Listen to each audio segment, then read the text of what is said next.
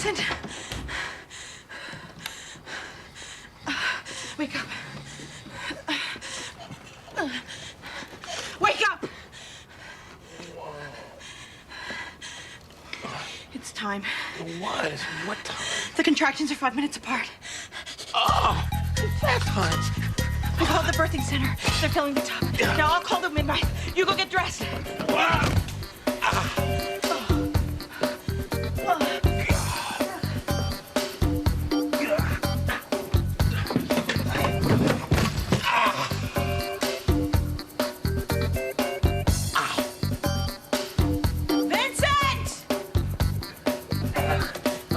Keys.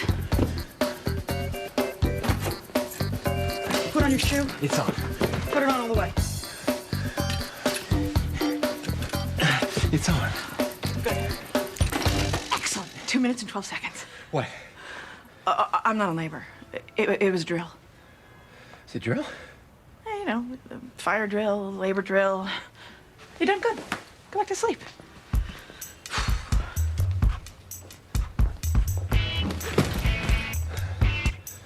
Hearing in the matter of Allison Riley.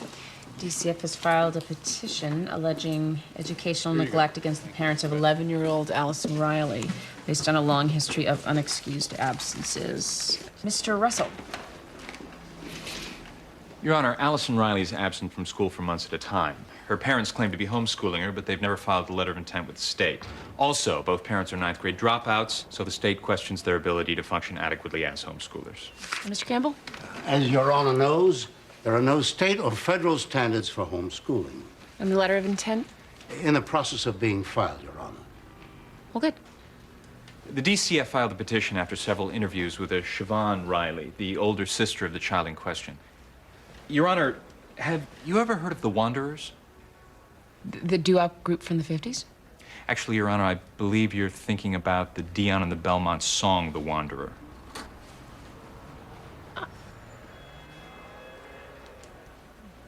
The group I refer to is also known as the Able Wanderers. I've heard them referred to as the Able Rovers, Wayfarers. I get the point. They're gypsies, Your Honor. They travel around the country in RVs and pickup trucks and make their living doing so-called home repairs, which mostly consists of bilking old people out of their mattress money. Your Honor, why doesn't Mr. Russell just burn a cross and be done with it? Your Honor, we believe we can prove that this culture poses a danger to Allison Riley and that she should be removed immediately. What kind of danger? They're going to marry her off to Bad Mac. You have to do something. Okay, Ms. Riley, you'll get your turn. I thought we were talking about an 11-year-old. Your Honor, as Ms. Riley has explained to us, this type of marriage is customary, and this community has no regard for the law. Your Honor, it's true. The Wanderers are an unusual community with their own culture and ingrained traditions. Is statutory rape legal if you call it an ingrained tradition? Okay, Mr. Russell, that's enough. Do you have any evidence to support these allegations? We do have a couple of Ms. Riley's own home videos. All right, that's a start. We'll begin the trial tomorrow morning, and the state will lead with the video evidence. That's all.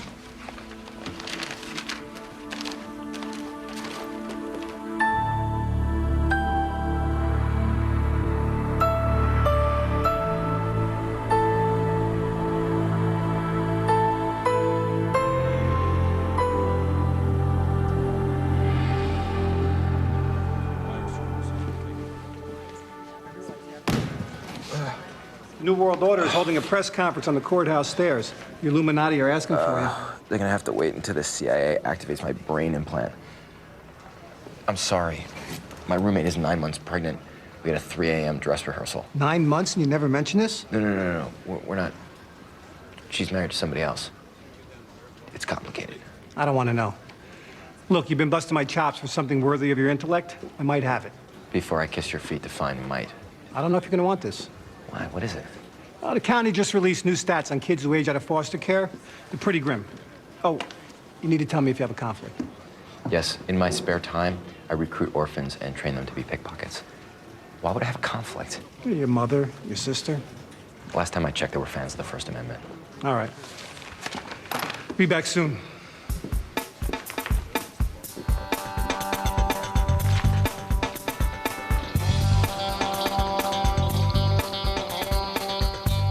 Okay, Nettie. Open wide for some nasty-looking booger green stuff. Oh. what a good boy. Good. You should see it when it comes out the oven. Okay. Everybody, there's something that I need to bring up while we're all in one place. Does it involve bodily functions? It's about Christmas. So, Peter, you're saying about baby poop? No Christmas talk while we're eating. We're not eating. Well, we're leading up to eating. What's wrong with Christmas? I don't mind Christmas. I mind Christmas talk. You know, who's gonna do what, with whom, at whose house, and whose nose is gonna be out of joint because it's not the way they want it. This is exactly why we're such a mess every Christmas. You're all in denial about it until mid-December, and then it hits you like the Blitzkrieg. Christmas needs to be planned and orchestrated. I'll be on the cleanup committee. Does anyone really want a repeat of last year? What happened last year? Don't you remember? Christmas Eve, when we realized there was no cream cheese in the house? Oh, yes. The infamous cream cheese crisis. I still have nightmares. The fellows at the Quick Pick were nice. They gave us sugar cookies and free Slurpees, and we all had our blood pressure checked. It was fun. Jillian wants us to have a family photo taken for this year's Christmas card. I brought it up before, but nobody wanted to talk about it then either. That's because it was July. I'm thinking no. Yeah, I think we might as well send out one of those Our Family Can Beat Up Your Family newsletters while we're at it. You're doing that too? We realize that it's a little on the hokey side. Peter, it's deep in the hokey end zone. This is Ned's first Christmas, and we all want to show him off. Then take him for a picture with Santa at the nicely decorated mall, and you can send a copy to the rest of us. I thought this would be a good year to have a picture taken of the entire family. Maybe Lisa and Dad could be in it too. Maybe we can do that another year. Yeah, like 12 years after I'm dead. Vincent, you should be ashamed of yourself. You're lucky you're even here to be scoffing. Do you realize how thoroughly dead you could be right now? All of you should be ashamed. All the people in this world who would kill to have a nice family like this. And here's Jillian, who doesn't want to drag her son to the mall to get a Polaroid with some flea-bitten rent as Santa. She wants a portrait that is worthy of this family that she is proud to belong to. You're all making her feel crappy about it. What is wrong with you people?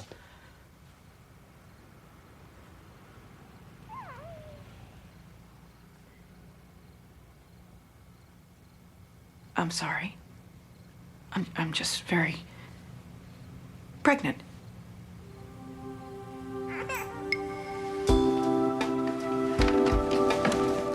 Let's go.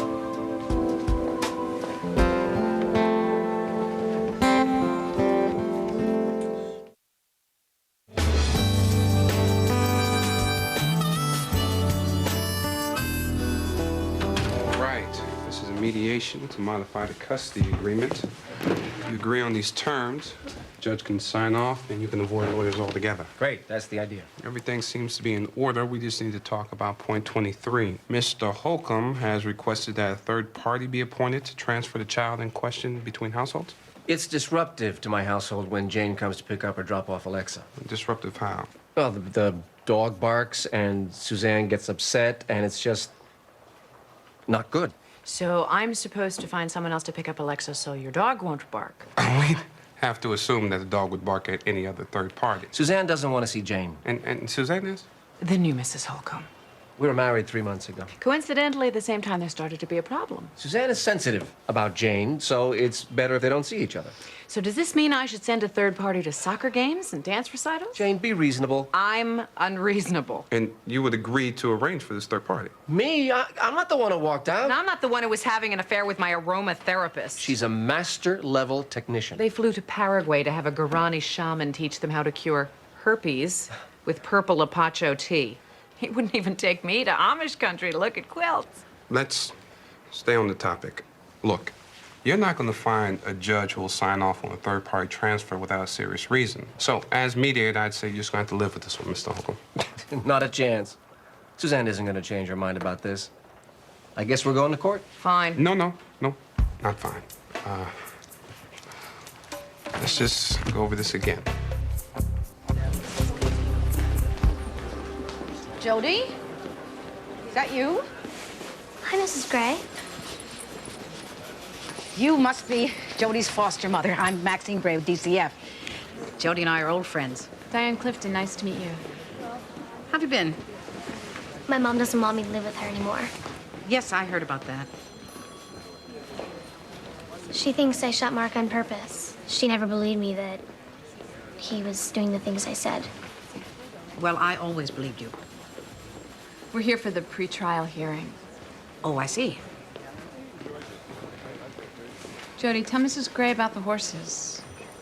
The Cliftons have horses. I ride Mars. He's a chestnut gelding with a white star. Oh, that sounds like fun. Wear a helmet. Mrs. Clifton. Jody, go on in and have a seat. First door on the right. Maxine, you can't talk to my client. She's on trial for the murder of her stepfather. I know about that. Then you know you're listed as a material witness. Oh, really? Well, I appreciate the warning. Someone should have contacted you by now. Is there a black hole at DCF where all the important phone calls and papers go? Yes, as a matter of fact, there is. Fortunately, I don't need to brush up on this case, and I am more than happy to do anything I can to help. To help? I'm not calling you, Maxine. Prosecution is.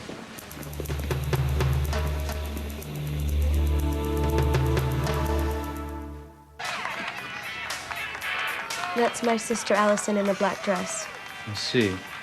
And, Ms. Riley, what exactly are we watching here? It doesn't really have a name. Does it have a purpose? It's how the mothers market their daughters. Objection, Your Honor. Overruled. You may continue, Ms. Riley. They trade money for an arranged marriage.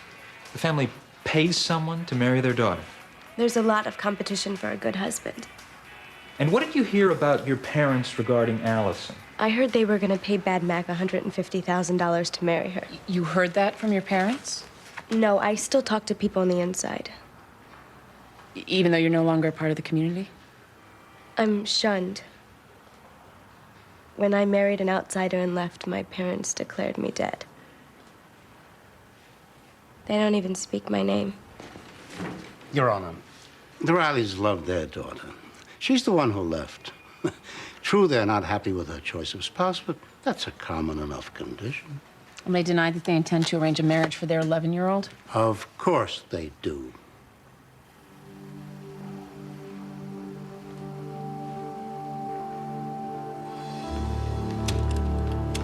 I'm not exactly drowning in evidence.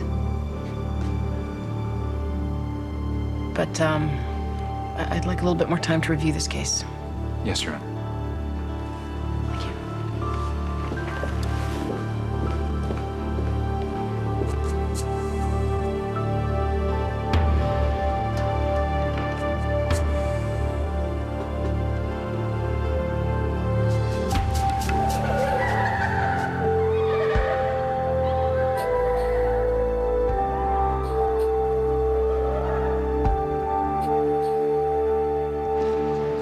18 months after aging out of the system, 1/3 of the kids are on welfare. Half the girls are pregnant. 1/4 of the boys are in jail. And it makes you wonder how much worse the crack mothers could have been. But it's great for your article. Yeah, this is one of the stories. You look at the research and you think, this is really horrible. This is great. So where does the system break down? Right from the start. I mean, the state yanks these kids out of some hellhole and bounces them around from one home to another. They got no educational continuity, no job skills, no plan for the future. Then at age 18, the state gives them $250 and says, hey, good luck. What a surprise. Most of them don't excel. Well, this should be interesting. What does that mean? Here, Mom, sis, read this article where I say everything you do is worthless. Please note the intricate syntax. I know you think that you have my family figured out based on the 10 whole minutes that you spent with them, but you're wrong. Am I? You're looking at them through this filter of John Bradshaw and Alice Miller books. You're signing each of them a role before you have any idea who they are. Vincent, I see the way they treat you. You're supposed to be cute and fail in artistic and semi-respectable ways. The family screw-up is not supposed to write an article that says the noble social workers aren't any more productive than he is. This is the story that I was given. If I start censoring myself because of my family, I might as well go back to shampooing collies. I agree. I just said I think it'll be interesting. Now, can we talk about something more interesting? Something more interesting than me? Yeah, me. And where I'm sleeping tonight. Oh. What? You figured we'd just skip the annoying getting to know each other phase? Can you think of a better way to get to know each other?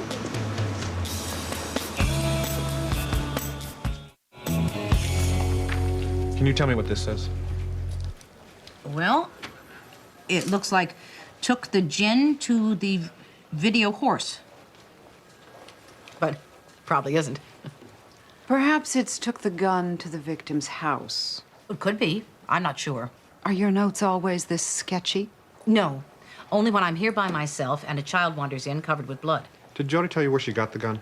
Isn't that in my sketchy notes? When you testified that she should be returned to the home, had she I testified that she should not be returned to the home.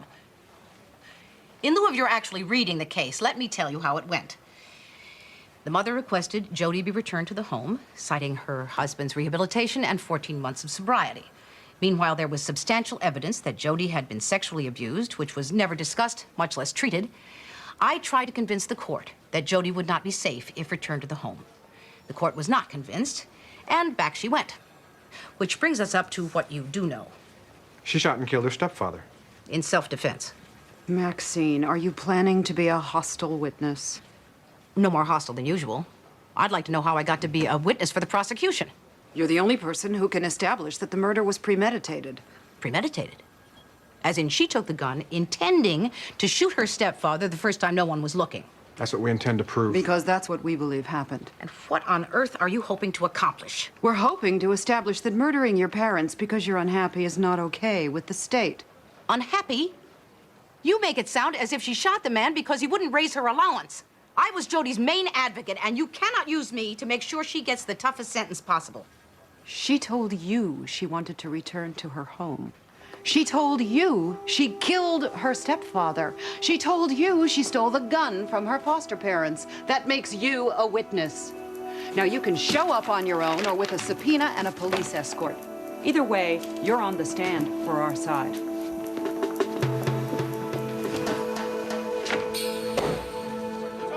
No, I am not going to spend my time trying to find someone to shuttle Alexa from your house so Muffy can pretend I don't exist. Wait.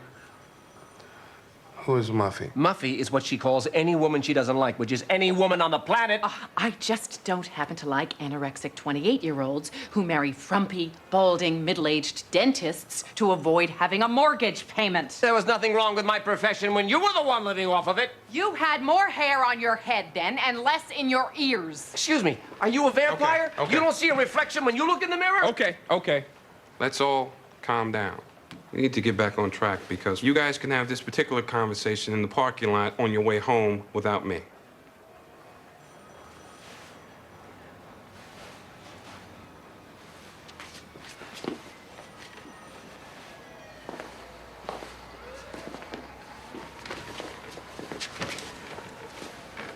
Mr. Holcomb, since you're the one who has an issue with the transfer, wouldn't it be reasonable if you just drove Alexa back and forth between the two homes? Always? Yes, always. Well, what's fair about that? What's fair about dumping your wife for an earth muffin with a face full of collagen? And what is with that anyway? Screw Western medicine until I need bee-stung lips? You should talk. You got more fake parts than Inspector Gadget.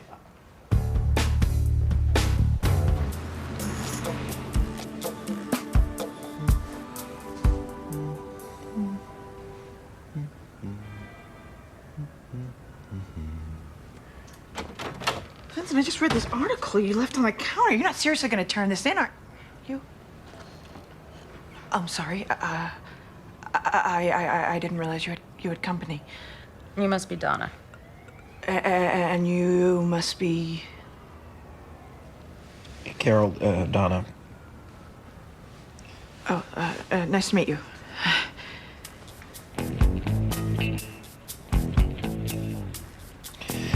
Let's step in the other room.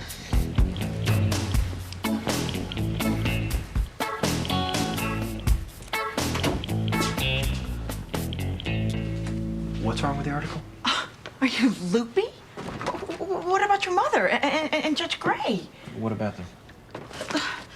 Foster care is at best a noble failure. At worst, it's an insidious lie, a life raft tied to an ink timer. I know what it says. But what's going on? Nothing. Nothing or nothing you want me to know about? Donna's commenting on my article. The article itself or the potential fallout? Well, I'm obviously out of line here. If Vincent wants to alienate his entire family, that's his business. Vincent's way too old not to have already alienated his entire family. Vincent is declaring this conversation over.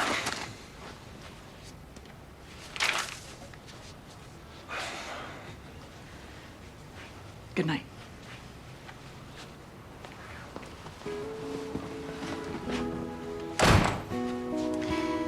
Carol is going back to bed.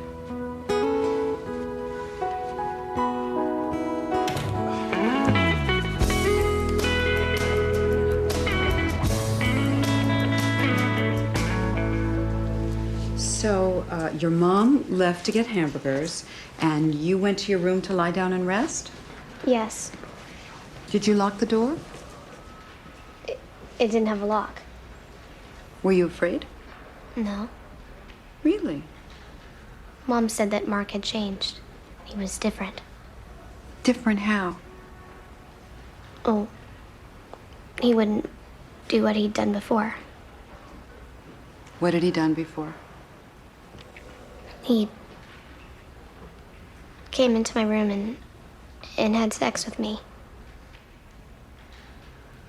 Did this happen more than once? It happened a lot. But now, all of a sudden, you trusted him. I wanted to. Is that why you took the gun from your foster parents' house? Because you weren't sure you could trust him? I just wanted to protect myself, if I had to. But you were very eager to return to the house. Why were you looking forward to returning to a house where you felt like you needed a gun to protect yourself? Oh, I just wanted to live with my mommy and my baby sister. And you hoped it would be different? Yes. Well, if your stepfather were dead, that would certainly be different. Objection. Withdrawn. I just wanted him to leave me alone. I understand that. So you stole a gun from your foster parents, and you went home, and you went to your room, and you didn't lock your door. Objection. You didn't warn your stepfather to keep away from you. You just got your gun, and you waited for him. No. Oh, it was like a fairy tale, wasn't it? You wanted to live happily ever after, and the evil stepfather needed to be dead. Isn't that true? Objection. Sustained. No, it's not true. It's not.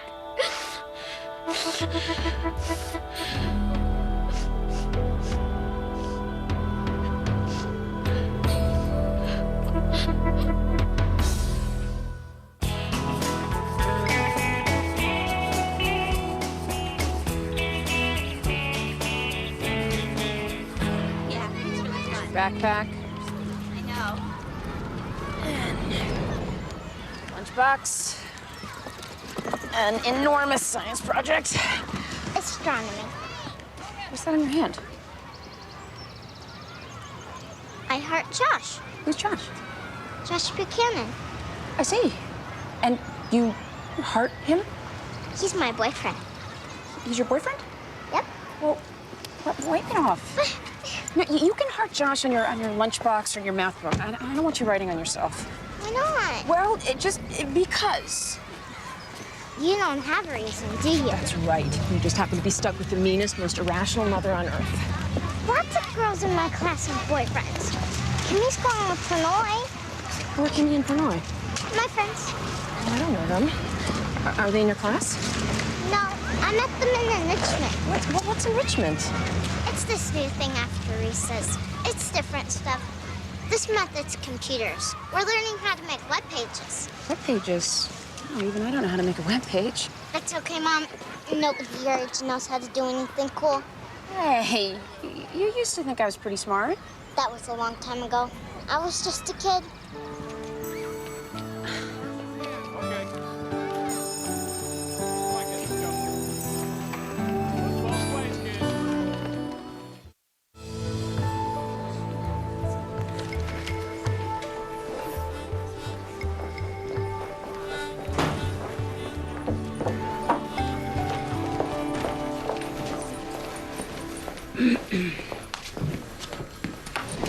The first day's testimony was horrible.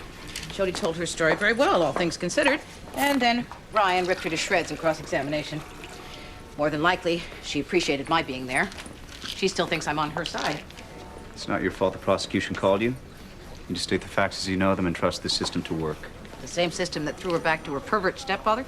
You have to admit, it does look like she went back there with the intention of killing her stepfather. No. It looks like the system left her no other choice. And now we're going to yank her out of a home where she's happy and safe and stick her in Long Lane, teaching her one more time that help is an illusion and trust is for suckers. That sounds very much like something I just read.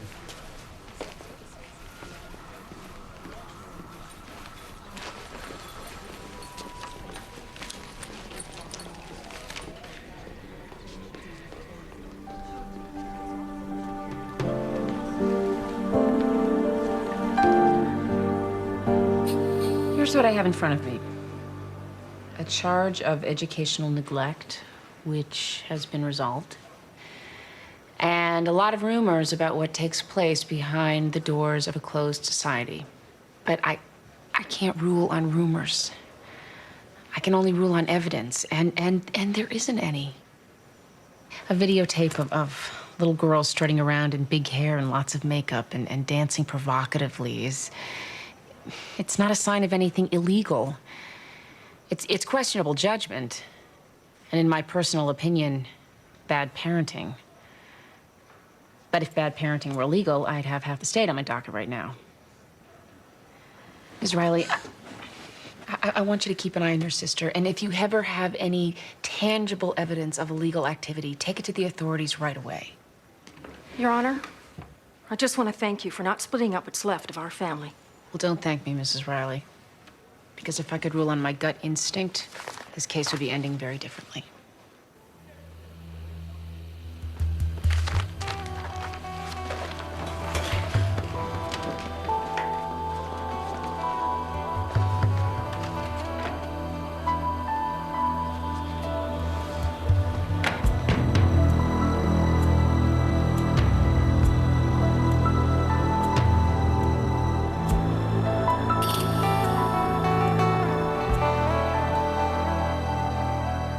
We could all wear something red so it would look good with the Christmas border, and I'll bring some extra touches.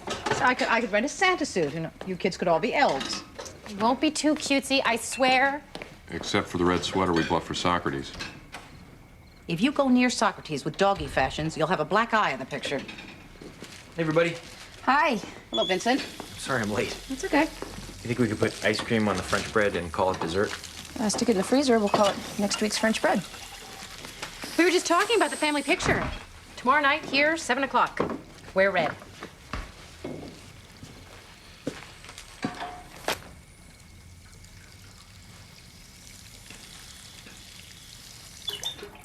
So, anybody read my article? Yeah, we read it. What'd you think? It was fine.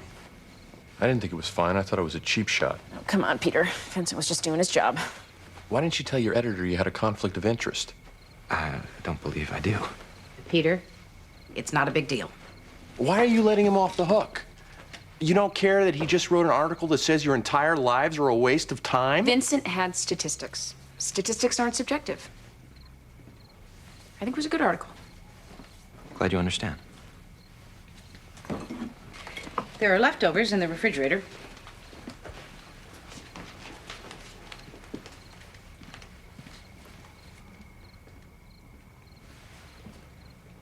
If you don't have anything red, green would be fine, too.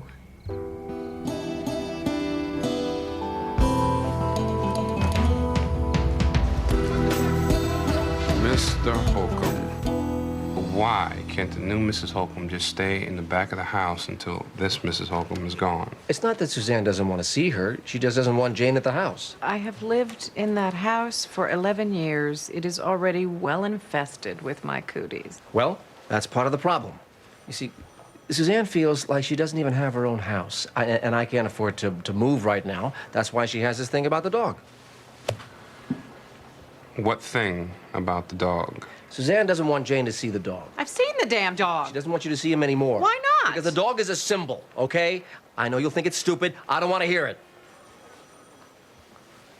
What's the dog a symbol of? The future. Suzanne says that everything around her has to do with the past. My past. So she bought the dog as a symbol of the future. You have got to be kidding. Let's let him finish. So, Suzanne doesn't want your ex-wife to see the dog because... It diminishes the symbol. Do you see? Let's stay on the solution. Mr. Holcomb, what would solve your problem in terms of the dog? Keep her away from it. Mrs. Holcomb, would you agree to stay away from the dog? I don't go looking for the dog. What if it approaches me? Do I run away? Eek, it's the dog of the future. She doesn't want to solve this. We need to go to court and make a judge order her to cooperate. No, we don't need to go to court for that. I can get the judge to sign a restraining order. You're gonna get a restraining order against me? Yes. You're joking. On behalf of what? The dog of the future. So, Mrs. Pruitt, Jody never mentioned any sexual abuse to you? No. Mark hit her once, back when he was drinking. That's why she was taken from our house. What was Jody's relationship with her stepfather up until then? Mark was very patient with her. Jody could be very difficult. Had you ever known Jody to be violent? She has a temper. She used to slam doors, throw things. But I had no idea. After Jody shot and killed your husband, did you request that DCF remove her from your home? Yes. I didn't see this coming at all. So now I'm afraid. How do I know she won't gun me down next? Or the baby? I don't want to sleep in my own house with the bedroom door locked so my daughter won't shoot me.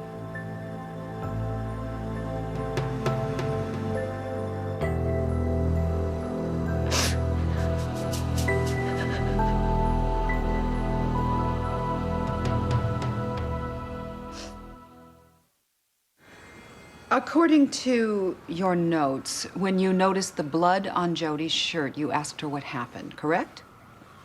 If the notes say that. And what was her reply? I don't recall exactly. We don't need the exact words. I don't recall any approximate words. But somehow you became aware that she had shot her stepfather. Yes, somehow. Did you ask her where she got the gun? I don't recall. Would you read the highlighted text from the notes you yourself jotted down after interviewing Jody that night? I asked her... I'm not sure what the rest of that sentence says. Further down, it says, Jody said she... And then I wrote something that looks like took the gin to Doesn't it say took the gun to the victim's house? That's what you think it says. I honestly can't tell. Your Honor. I'll see the witness in my chambers. I'm signing a TRO for a dog. That's correct. Did someone suggest a TRO for a dog? Actually, that was my idea. What is the dog of the future? Don't. I owe you for keeping this one out of my courtroom. Yeah, well. So what happened to the Wanderers? I guess I'll keep on wondering. How many rings of hell are there? I think I want to poll the audience. Just trying to figure out which one I'm in. What are your qualifications? Well, this is the first case I could do absolutely nothing about, even though I strongly suspected something should be done. My brother has turned into Carl Bernstein and has set out to single-handedly prove that what I do is pointless. And recently, Lauren informed me that she's wised up and realized I'm no longer smart or cool. I'd say it's about the 5th ring, teetering on the 6th. I mean, whatever happened to families? Why are we negotiating about whether or not an ex-wife can look at the blended family's dog? And why is Lauren taking enrichment anyway? Whatever that is. What happened to math and science? I can enrich my own child. Has the whole world lost its mind? Industrialization. What? Ever since we brought the kids in from the fields, no one's known what to do with them. Families, as we think of them, are a pretty modern concept. How can you be so detached and philosophical? My daughter still thinks I'm cool. All right, Maxine, what the hell's going on? What do you mean? What's with the sudden onset of Alzheimer's? I don't know how to make myself remember things that I don't remember. Maxine, I've known you 20 years, and you've never forgotten anything in your life. That was before. Before what? What's this? A letter from my doctor and some medical reports. Maxine. Henry, in the interest of full disclosure, you need to know about this. A while back, I was trying to move an armoire by myself, and it tipped over and bonked me on the head. I found myself unable to remember things. I even forgot how to read for a while. The doctor who ran my CAT scan said that I might continue to have sporadic memory problems. Don't think for a minute that I don't know what you're doing. I'm sure my doctor would be very happy to come in and testify. And why didn't you happen to mention any of this in the pretrial hearing? I guess I forgot. Okay, this looks perfect. Everyone needs to look happy or a little less miserable. I'm not good at looking happy on cue. I'm happy. I'd be happy, but I had a lousy day at my worthless job. See, I knew you were mad. I'm not mad. Yes, you are. Why are you mad, Mommy? I'm upset for the same reason that Uncle Vincent would be if I told him that his job was worthless. I never said that anybody's job was worthless. I said statistics argue that the system is extremely flawed. Am I supposed to keep that a secret because you're related to me? Guys, can we do this after the picture? Tell me one thing I said that wasn't true. Everything you said is true. You did a terrific job of telling one side of the story. Maybe you're not upset about the article. Maybe you're upset because I've strayed from my assigned role as a lovable family failure. What kind of psychobabble BS is that? I have always been supportive of you. All right, you two. Can we get the happiness over with? Mother, why are you pretending this doesn't bother you? Would you have been upset about the article if somebody else had written it? It's not the article, Vincent. It's you. You took your sexy one-sided statistics and you wrote your exploitive article to further your own career. You're like every other slimy, myopic journalist. Amy. You didn't even tell me you were writing it. You didn't ask me how I felt about anything, like how it feels to commit a child to DCF when I know those statistics better than you do. I wasn't supposed to be writing about how you feel. Well, it's a good thing, because you obviously don't give a damn. Okay, everyone just shut up for 1 minute and smile. All right. Good. But let's get a couple more in case. Oh, I think that was great. Really, really, really good.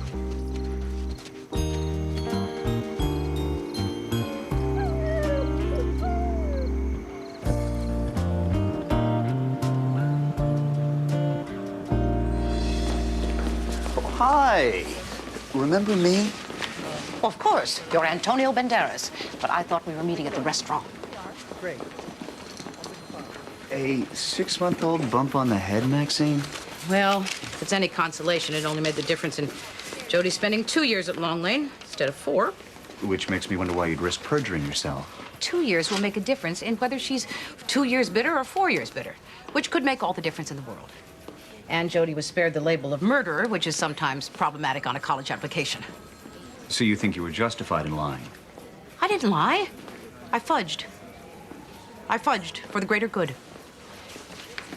Sean, someday, when you've been doing this job as long as I have, you'll understand that the only way to stay sane is to find ways to maneuver within the system. Unfortunately, I'll be long dead by then and won't get the satisfaction of saying I told you so.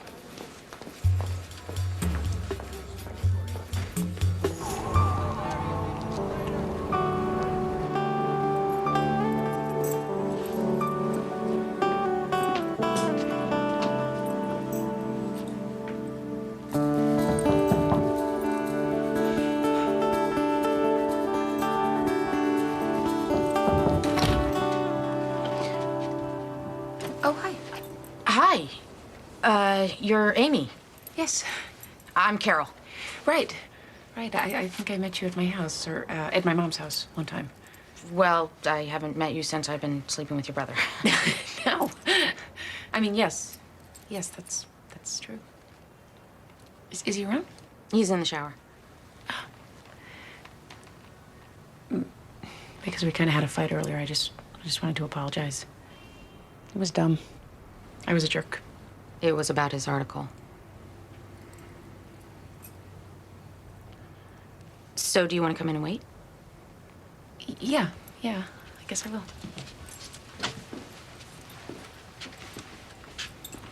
You know what? I'm imposing. I shouldn't be here, so I'll go. You sure? Yeah.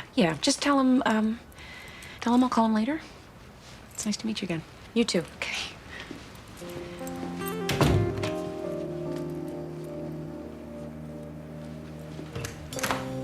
Hey. Hey, Talking to somebody? your sister. Amy? She's here? She left. She said she would talk to you later.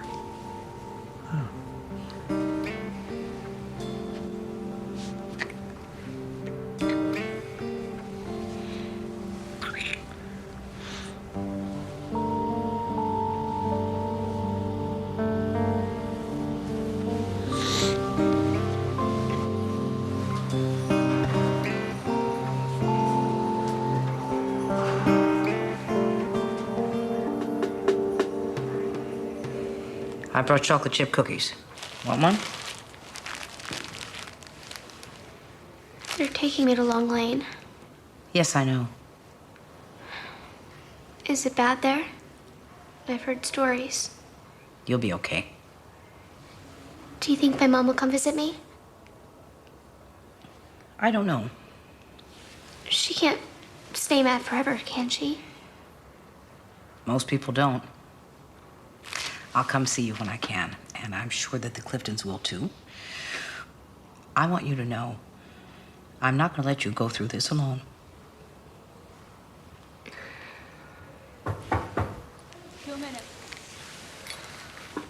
Will someone tell my mom where I am? In case she wants to come visit? I'll do that. And will you give her this? It's a picture of me. So she won't forget. And she can show it to my baby sister. Do you think she will? Yes, I do.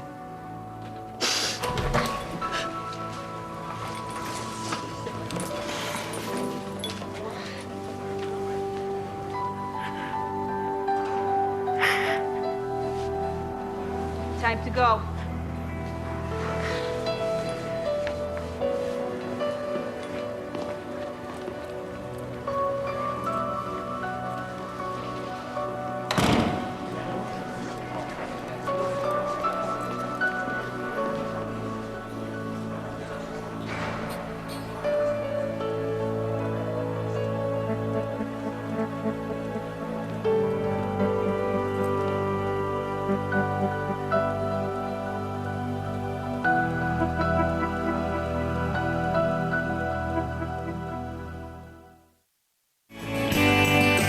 Coming up next on TNT's Prime Time in the Daytime, detectives search for suspects in a murder case. Don't miss Law and Order, next on TNT. Your Honor, we all know the only reason this case is being pursued is because of the overzealous persistence of the complainant's mother. If I'm not mistaken, Your Honor, statutory rape is still considered an offense in this state. Rape? I didn't rape her. I've never even had sex. Me either. Judge Gray. Oh, okay, everybody, just calm down for just a minute, Donna. This is an arraignment. Everybody's gonna have an opportunity to say what happened if and when this case goes to trial. As I've explained to Mr. Atwood, there is no consensual sex between minors in the state of Connecticut. Fellatio is considered a sex act. Therefore, the fact that Mr. Atwood and Ms. Lux were engaged in oral sex constitutes a felony. Oh, my God. Judge Gray. Well, are you considering bringing charges against Ms. Lux? Your Honor, we feel we have discretion in this case. Given the disparity of ages, we feel this is a classic case of an older boy exploiting a young girl's vulnerability. Well, you can be sure, Your Honor, we'll be filing a motion to dismiss, arguing selective prosecution. I mean, come on, who was doing what to whom? Julie Lux may be in 8th grade, but she was equally as engaged as my client. Why isn't she being charged? Do you think this was Julie's idea? She is a baby. He calls him incessantly. Okay, you should Mr. see the emails Atwood. that she sent him. I wouldn't say those things to my Atwood. wife. Okay, everybody, that's enough. Now, these issues will be determined by motion or at trial. My role here is to determine whether he should be detained as a serious juvenile offender. What does this say? I'm in labor.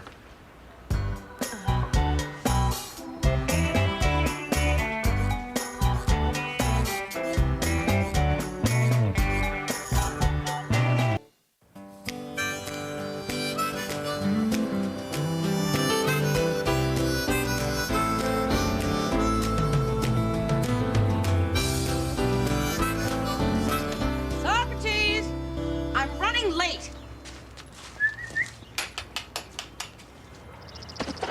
Socrates.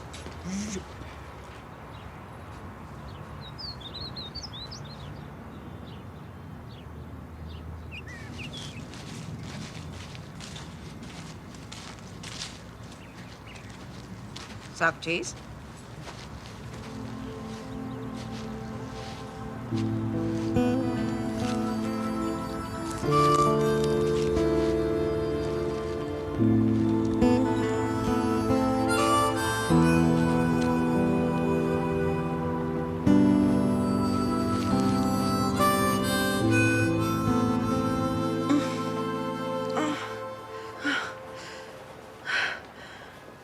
It's over. How long since the last one?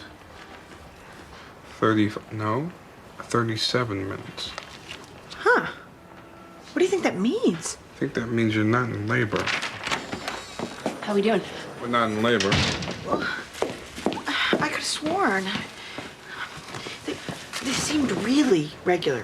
Yeah, it's Braxton Hicks. I used to get him every time I walked up the stairs. Well, since we're not in labor, do you think maybe we should get back on schedule? Oh, sure. You're sure you're up to it? Why not? Got nothing else to do. You ever deliver a baby, Bruce? As a matter of fact, I have. Really? See, you don't know everything about me. Sometimes I don't think I know anything about you, Bruce.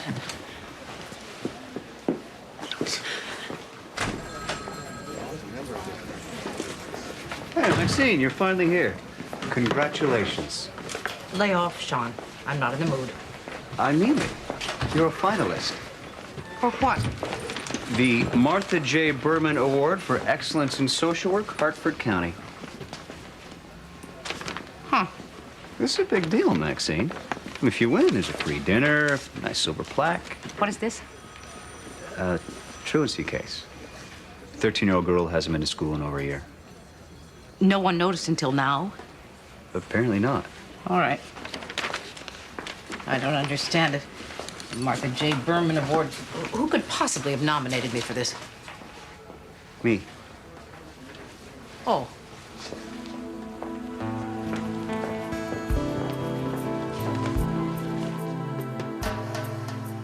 A couple of days or even weeks, and the schools don't tend to be too concerned. But according to her records, it's been over a year since Juliet attended Woodrow Middle School. I called the school, and they said something about home tutoring, but I didn't really understand. Is there a transportation problem? A health problem? Well, there are an awful lot of stairs at Woodrow. It's just too hard for her. Last year, she'd come home crying every day.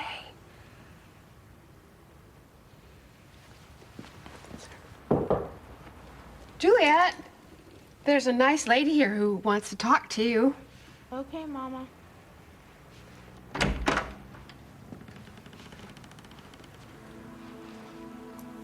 Hello, Juliet.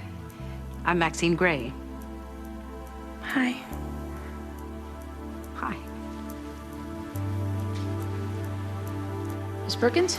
These 4 young girls, Melissa Torrey, Aisha Bradford, Rain Park, and Marisol Enriquez, are accused of lying to a police officer. They fabricated allegations that their phys ed teacher, Mr. Brad Ferris, entered the girls' locker room, hugged them, and touched them inappropriately. They stuck with this story for several weeks until Marisol Enriquez confessed. When confronted with her statement, the other 3 recanted. They told police that they'd fabricated the allegation because they were angry and embarrassed that Mr. Ferris had publicly rebuked them for poor sportsmanship during a basketball game. All right. Mr. Seaver, what do you have to say to that?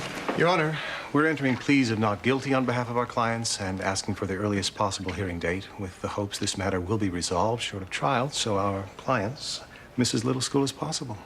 Fine, Mr. Seaver. How's tomorrow sound? 10:30. Good. Pleas of not guilty are entered on behalf of each of the defendants, and the case is continued for a pre-trial hearing until tomorrow, 10:30 a.m. Good. Next case.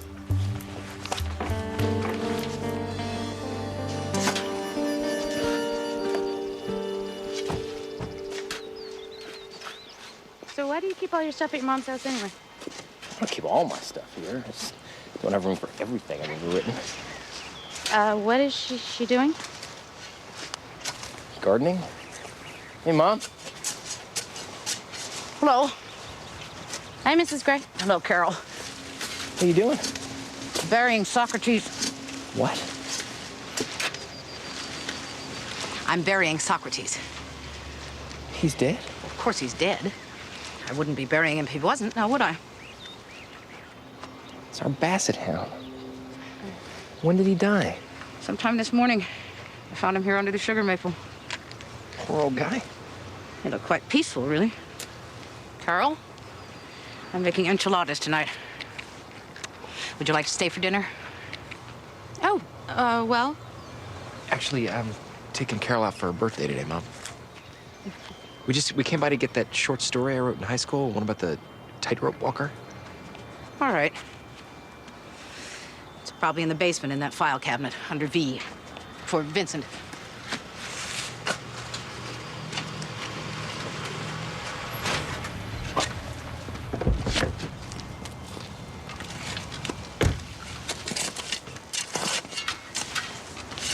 Hey, Ma.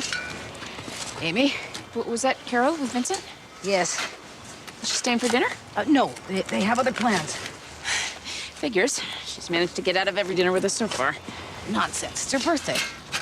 Oh, fine. I'll give her that one. What are you doing, Ma? Burying Socrates.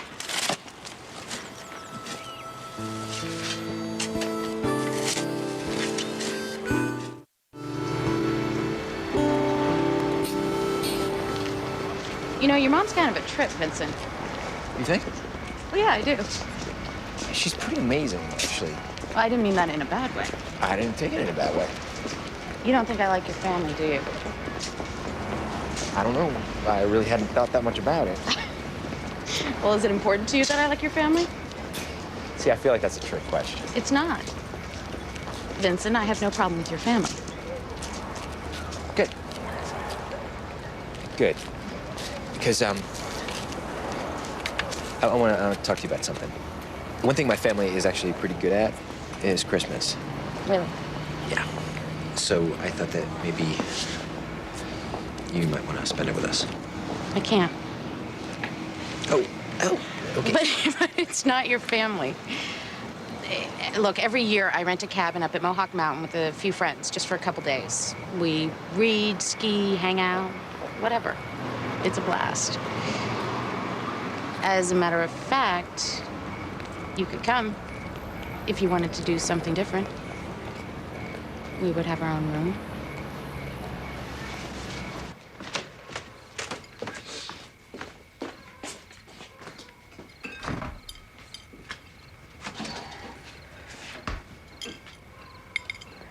Mom, why didn't you tell me about Socrates? What about him? Well, for instance, that he died today. Did you want me to call you at work? I don't know. Maybe. Yeah. Yeah, he was my dog, too. I gotta figure out how I can tell Lauren when she gets back from Michael's. Tell her he got old and died. Mom, I cannot believe you're being so callous about this. The dog slept with you every night of his life. I've seen you kiss him on the lips. And then he dies and you just bury him in the backyard and that's it? He was a dog. What do you want me to do? I want you to care. He was at my wedding. He was at Vincent's high school graduation. He licked Lauren's little bald head when she was a newborn. He was a part of this family. Oh, please. You never took care of that dog a day in your life.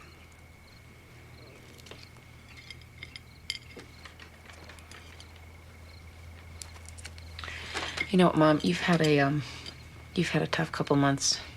Maybe you should talk to somebody. Talk to somebody?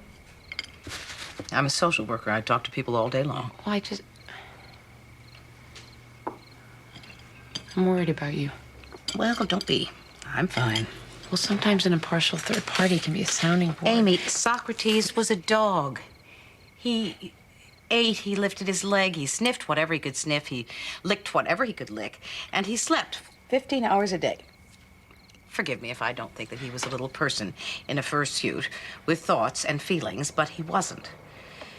And I don't think that makes me a candidate for psychotherapy.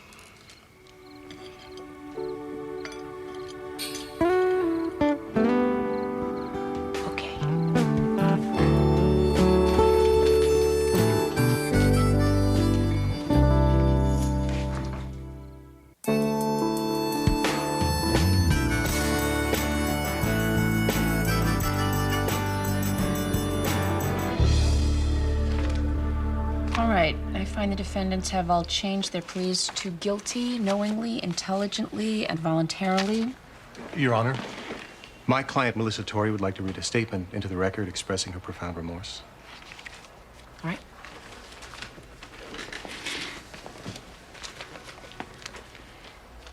Dear Judge Gray and Coach Ferris, we are so sorry for what we did. The truth is, Coach Ferris, you are a really good teacher and never did anything to us except being friendly. I don't know why we did this. We are not bad people. I guess we just thought it would be funny, which it wasn't. Please forgive us. Judge Gray, these girls are honor students with no previous disciplinary record.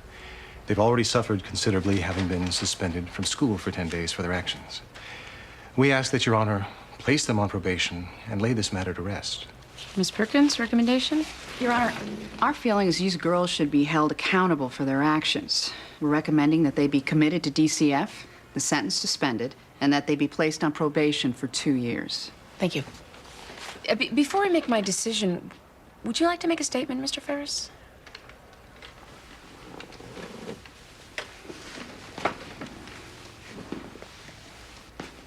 I have been a teacher and coach for 25 years. Based on what those girls said, I was arrested and locked up for 10 days as a suspected child molester. I was suspended from my job. My reputation was destroyed, and I'll never get that back. Even though the charges were dropped, most people are going to still think I got off on a technicality. Once you're accused, you just got the mark on you. I could see it in people's eyes. And I'm going to have to live with that for the rest of my life. I'm glad you're sorry. I am. But sorry isn't enough. Thank you, Mr. Ferris. I can only imagine what you're feeling.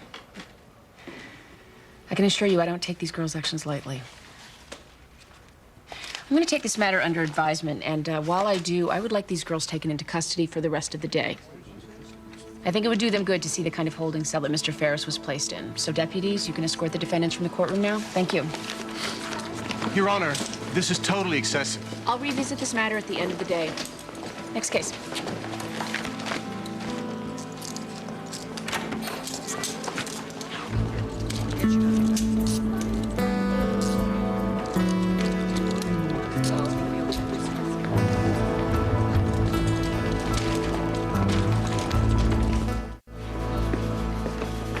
You think we should take it out of the box? Yeah, that'd be better. Oh, good. Vincent, you're here. Where are the decorations? Oh, I didn't have time. I want my lunch hour as it is. I got a 3 o'clock deadline. Well, we need balloons or something to make it look like a party. Where's the cake? Don't look at me. I had a breakfast meeting. I thought you were getting it. No, you said you want to call me if you needed me to get it. Oh, great. No cake, no Good decorations. thing I'm the one that got the stroller. How do we do this? Now, the guy at the store said there's a lever somewhere. No, well, there's a lever. Does this come with directions? Where are the I think it's the other side. I think it's the other side. What? You want to see me? Surprise. Oh my God. This is for me? Yep. Nobody's ever done anything like this for me before. There was gonna be a cake. But we figured, who needs more cake? The important thing is how much we care about you. This is so beautiful. It's the finest one on the market. It's a car seat, a baby carrier, a stroller, a jogger. There's a laser printer in there. You guys are the best. I consider you all my family. I just want you to know that. Group hug. For the baby.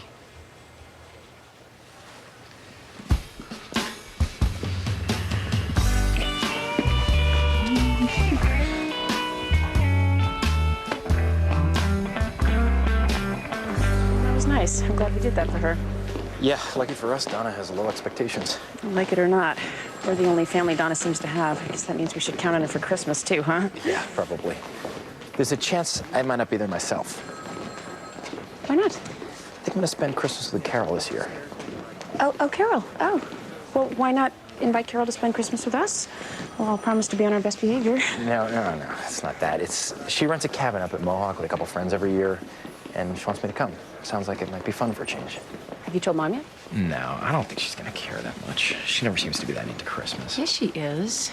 She's very into Christmas. She was sticking cloves and oranges last night. Well, she'll have to do without me one year. She'll be fine. No, she won't. Judge Gray! Judge Gray! Donna, we're talking right now. Oh, I'm sorry. No, we're finished. What is it? Oh, okay. Well, I just checked my messages. The birthing center burnt down last night. I have nowhere to have my baby. That's all. Donna! Okay, here's the thing. I could do it at our place, Vincent, but we only have a 20-gallon water heater, and I need a 40. I could do it at your house, Judge Gray, but that would be asking way, way too much. I mean, after all you've done for me so far, including that incredibly amazing shower and being my mentor and everything, I'll be okay. I'll work it out somehow. Donna, stop. Of course you can have the baby at our house. We can handle it. Really? I'm also gonna need a big tarp and a CD player. Oh, well, we'll see what we can do. Oh, you guys are awesome. I better go call about tub rentals. So much for low expectations.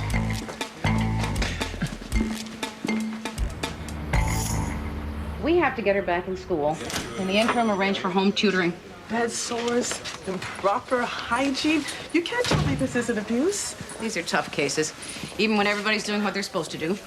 I'm around if you have any questions. Okay. Thanks, Maxine. Hey, Maxine. Sean? So I take it you just gave that truancy case to Sadie. I did. I like her. She's enthusiastic. She's also been a social worker for 2 minutes. See, I wanted someone with your experience on that case. My experience is a hindrance on that case. My experience tells me the mother is never going to take responsibility. She isn't going to do a damn thing to help her daughter because she's given up. Somewhere around 200 pounds ago, it just got too hard for her. So she shut herself and her daughter up in a little vault where reality can't intrude.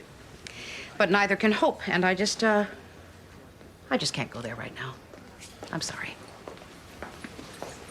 If that means that you'd like to remove my name from the running for the Martha J. Berman Award, I understand completely.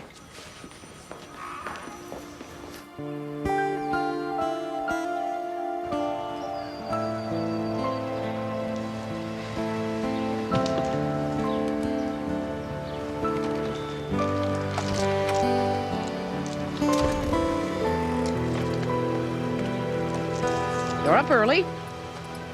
I'm always up early. And charming as ever. Hey, Mom, did you know that Vincent's not going to spend Christmas with the family? Why not? Because Carol decided they need to go away for Christmas. Well, he's allowed. No, he's not. This is Christmas. We always spend Christmas together. It's a tradition. You know, Peter always wears this stupid elf hat, and we see what Santa brought, and then we eat eggs and corned beef hash, and put on the Spike Jones Christmas album, and fight about the presents, and then you put in the turkey, and Vincent and I burn the gravy. He can't go away. I'm sure Jillian can help you burn the gravy. That's not the point. What is the point, Amy? The point is that Carol doesn't like us. Oh, that's ridiculous. No, it's not. She goes out of her way to avoid us. They haven't been dating that long. They're still getting to know each other. It's obvious. She won't even have dinner with us. She never lets Vincent do anything with us. And when I go over there to try to see him alone, she is always there, claiming her territory like some predatory cat. Amy, I think you're overreacting. Okay, you don't care about Christmas. You don't give a damn about Socrates. Am I the only one who cares about this family anymore? Amy, your brother Vincent is a grown-up man. If he wants to go away with his girlfriend for the holidays, I'm not sure that's any of our business. Anyway, I can see how Carol might not like you, but I'm adorable.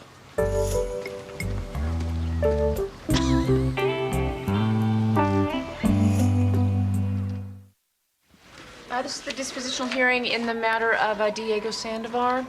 Their probation department's examination report has been made part of the record for the purpose of disposition without any prejudice against the right of any individual to cross-examine their probation officer. I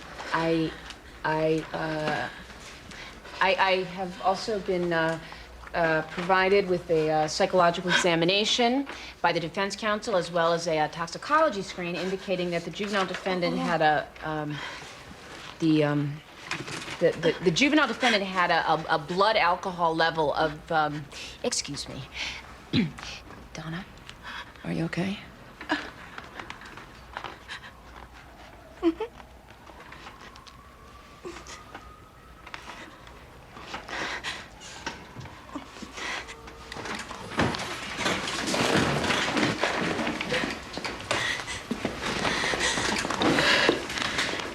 Are you in labor?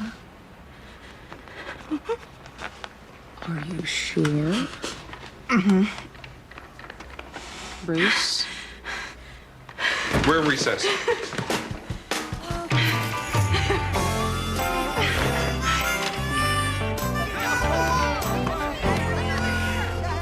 All right. As you folks know, we're all here because Joanne feels she can no longer take care of Tyreek. Before we can take any child into the foster care system, we are required to look at all the other options, and it's a very good sign that you're all here today. I gotta be back at the shop in half an hour. All right. I'm glad you were able to take time from work to come, Mr. Arlen. I just can't do it anymore, Ms. Gray. Tyreek's been getting in trouble at school again. They suspended him for a week. The school says he needs counseling. I can't take off any more time to deal with his trouble. I'm gonna lose my job. Welfare doesn't pay for him anymore, so what am I supposed to do? Mr. and Mrs. Iverson, you're Tariq's grandparents. Couldn't he live at your house while he attends high school? We tried that before. He fights us. It's because you guys are always yelling at me. How about you, Mr. Arlen? I got 4 kids of my own. My wife died last year. I can't take on another one. I'll take him. I'll take Tariq. I'll take him home with me right now. Billy, you don't have a home. You living in some hotel. You can't take a kid with you. You don't know what I can do. Mrs. Jameson, what if you had some help on weekends? That's not gonna work. I already told you. I just want to sign him over. Mrs. Jameson, this is not a temporary solution. I understand that. If we take him, I can't even guarantee you he'll be placed in a foster home. He could end up in a group home or warehoused in some residential treatment center. You do what you think's best.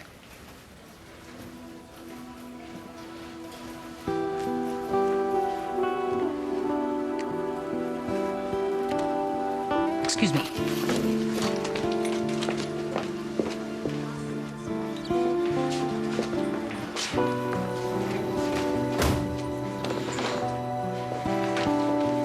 Sadie? Yeah. See these people in the conference room? Yeah. They need to schedule a court date. Voluntary placement. Okay.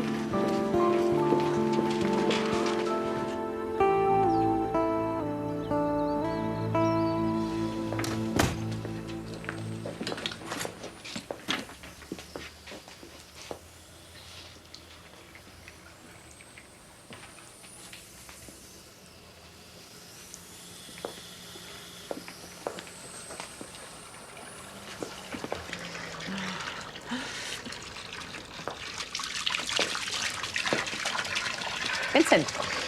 Oh, hey, Mom. Hi, Mrs. Gray. Hello, Donna. You don't mind if Donna has her baby here, do you? No, that's fine. I think I'll make myself a cup of tea.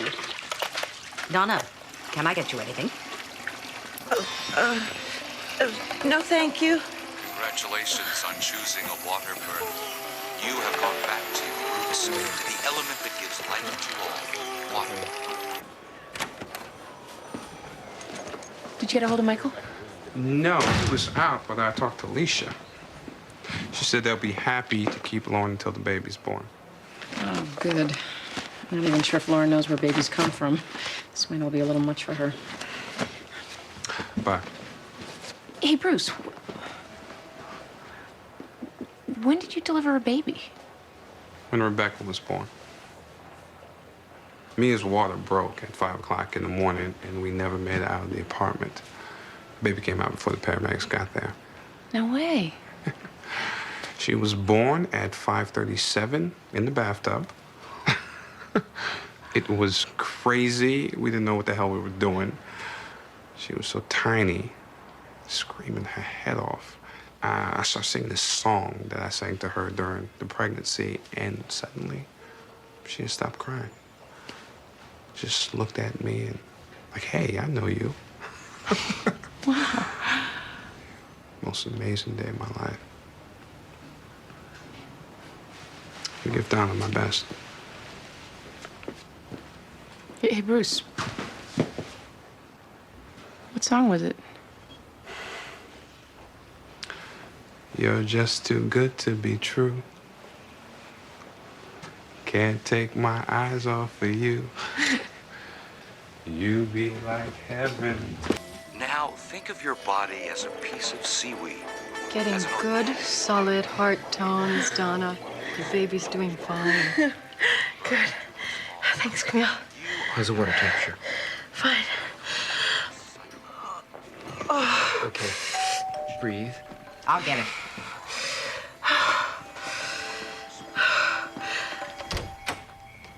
Yes? Hello. I'm not sure this is the right place. I'm Maxine Gray. Who are you looking for? Donna Kozlovsky. Mother?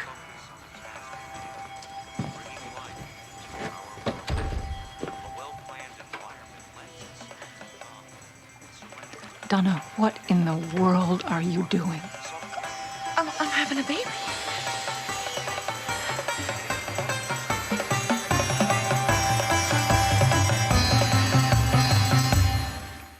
Don't think of your contraction as pain, but rather... Here, Mrs. Kozlowski. Townsend.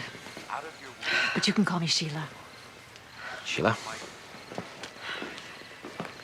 Donna, honey. I had no idea you were this pregnant. Actually, I had no idea you were pregnant at all until you called. Yeah. I guess maybe I thought I'd surprise you at Christmas. But then I started thinking maybe you'd want to be here for the birth of your grandchild. I would never want to miss the birth of a grandchild. I was there for your sister when both Taylor and Ashley were born. Of course, that was in a hospital. I can't believe you came this far. Wilton isn't really that far. I'm just really glad you're here, Mom. Yes. Well. Wow. Judge Gray, this is my mother, Sheila Townsend. Mom, this is my mentor, Judge Amy Gray. Well, it's a pleasure to meet you. Sandwiches, anyone? No, but I could use a drink. I have some gin in the kitchen. I could make us some martinis. Perfect.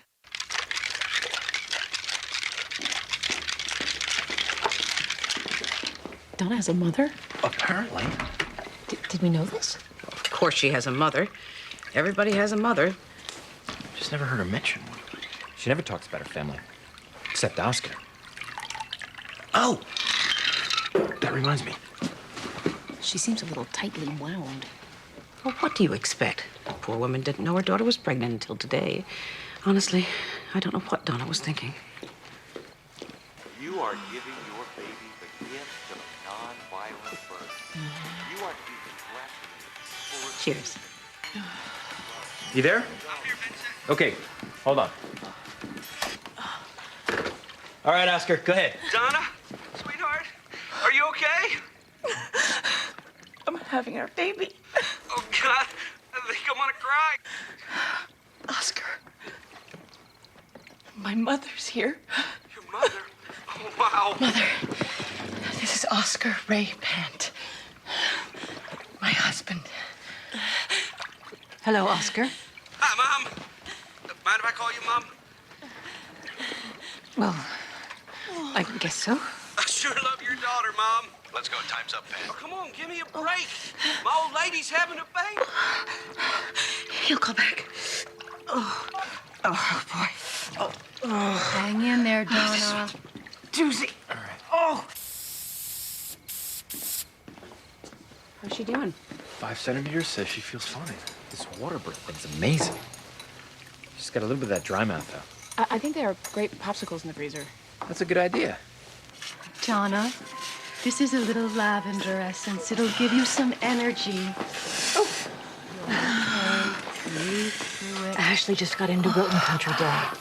And Taylor's been taking golf lessons at the club. 4-year-olds play golf? Palmer thinks he has real aptitude. I don't know anything about that. I just think he looks so cute in those funny little pants. Ashley has turned into such a lovely child. We were all worried about her for a while there. None of us were sure she was going to grow into that nose, but she is so pretty and slim and... Mother, can you please stop talking? Could you excuse me for a moment, please?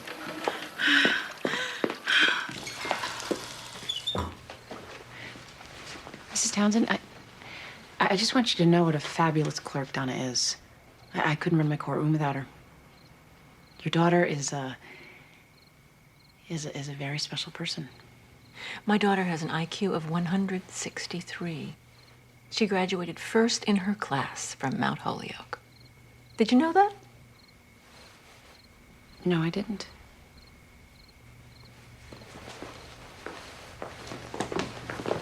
Okay, 6 centimeters. It's getting a little intense. Until 8 centimeters. That's when you get the shakes. Do you know that Donna's a genius? Nope. Really? She's a genius IQ. Doesn't surprise me. It doesn't? Amy, you don't really know Donna. This woman comes home every night and studies constitutional law. She can quote Wittgenstein. I know Donna. I spend more time with her than you do. Family is such a need for everyone to be in their assigned roles. God forbid someone confounds an expectation. And where are you getting all this from? Your girlfriend? My girlfriend? Well, isn't she the one providing you with all your new theories about the family? Look, I know she doesn't like us, Vincent. What I don't get is why. She doesn't have a problem with you. She doesn't even know you. Exactly. She doesn't know us, but she's decided that we're the enemy, that we're holding you down, that you need to break away from us. Where are you getting all this? I know.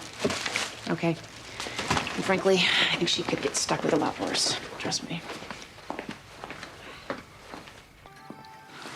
How you feeling, Donna? I'm pretty good.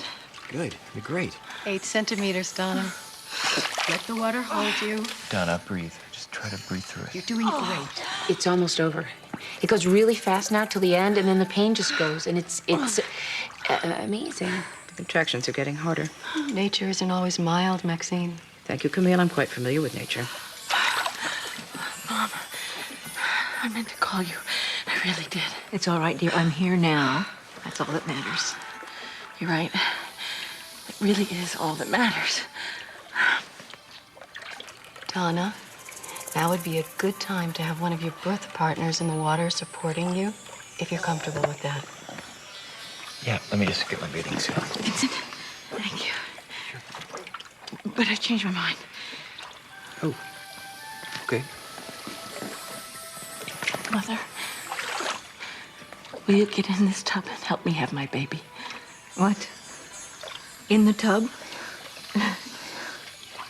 Donna, sweetie, I don't think I could. I'm sure I could find a swimsuit for you, Sheila. No. I'm not getting in there. Donna, honey, you know how I am about things like this.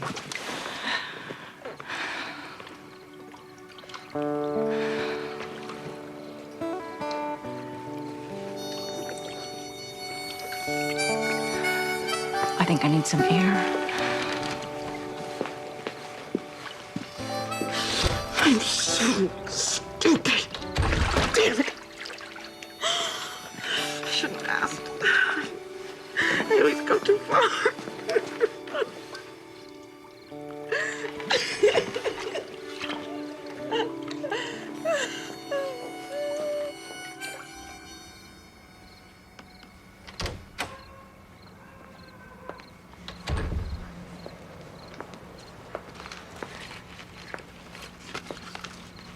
I know I must look like a terrible mother to you, but I don't really care what you people think. You don't know me, and you don't know my relationship with my daughter. That's right. We don't. Donna was born oppositional. Always had to do things her own way. Had no understanding of social graces. She had problems making friends because she just blurted out whatever she thought. They asked her to leave brownies because she kept arguing feminist philosophy with the troop leader.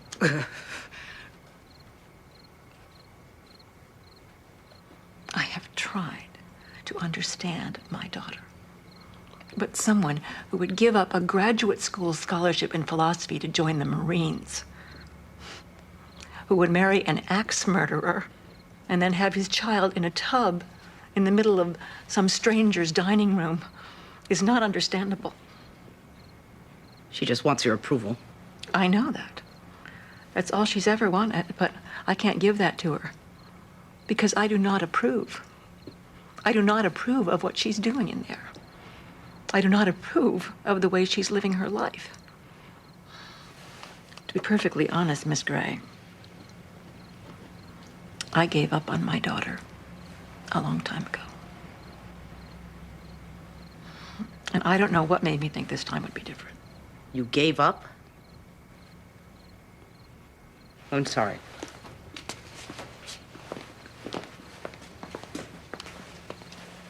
But you are not allowed to give up on your daughter. Ever. That's your child in there, in pain. Going through the most important event of her life. And you're giving up on her. What the hell makes you think you can do that? I don't know what I'm doing here.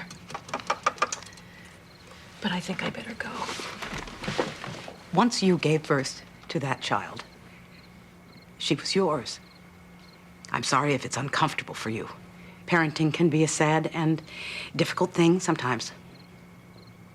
But you don't get to give up. She wants too much from me. Just give her something. Anything.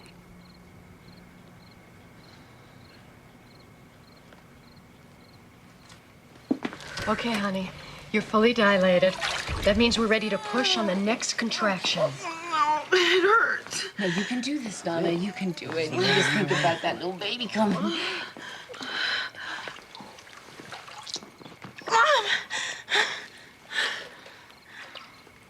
Donna.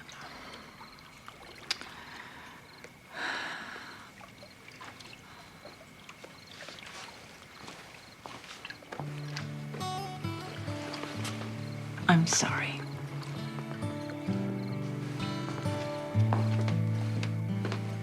Camille, I think the baby's coming. Focus on your color. I don't think I can do it. Of course you can, Donna. All right, honey. We're gonna have a baby. Vincent? All right. Come on. All right. Push. Push. What? You're doing it. You're doing it. Push, sweetheart. Yes. Yes. Look what.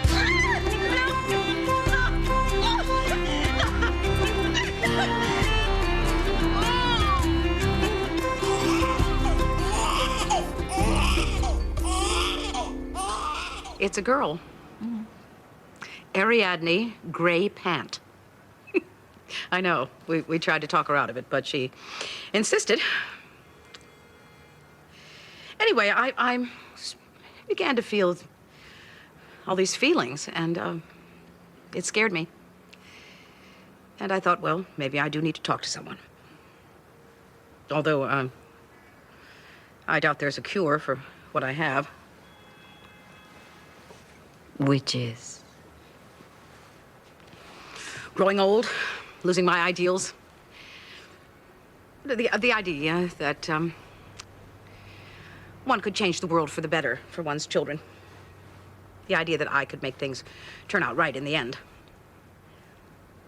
I won the Martha J. Berman Award for Excellence in Social Work last night. I am feeling somewhat ambivalent about that. Of course, that's not why I'm here. Why do you think you're here, Maxine?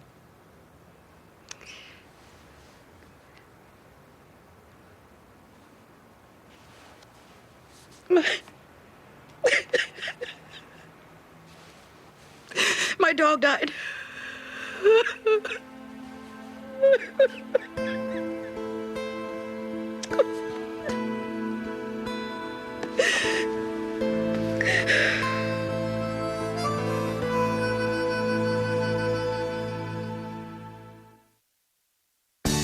Coming up next on TNT's Prime Time in the Daytime, the drama erupts when Amy faces a difficult case. All the drama of judging Amy is next on TNT.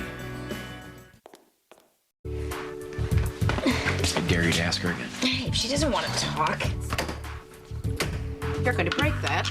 Ending a relationship is difficult. Mom will open up when she's ready. I never said I broke up with Jared. Are you saying you didn't? What I'm saying is, whether I did or not is none of your business.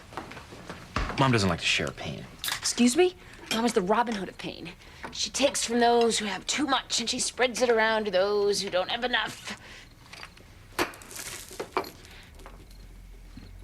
stupid thing is broken.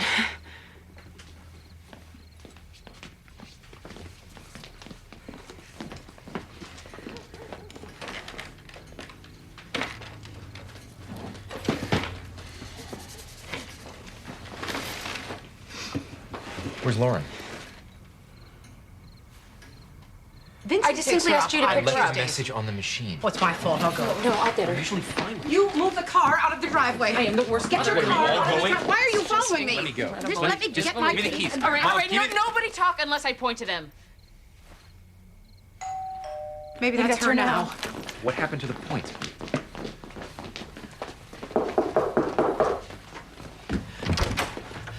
Where were you? Thanks a lot. I am so sorry. I'll play Barbies with you every night for 2 months. Rob Meltzer, Lauren Sensei. Yeah, Amy Gray. I think I met you when I signed Lauren up. Yeah. Come on in. Hello.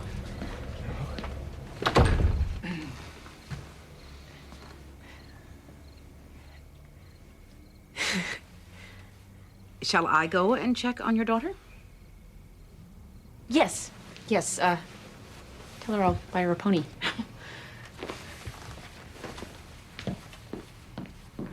Vincent Gray, brother. Oh. My brother, not Lauren's, obviously. I figured I'd better bring her home. Yeah, I'm glad you did.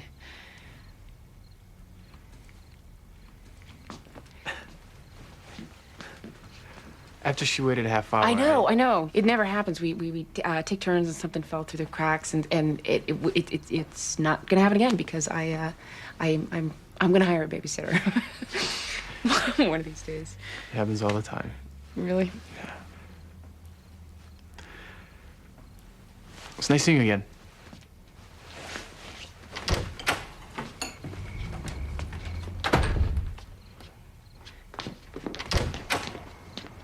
Hey, Rob. Would you like to have dinner with us? It's just noodles, and the pepper mill is broken, but... No thanks, Mrs. Gray. I have plans. It's Amy. Mrs. Gray is my ancient mother.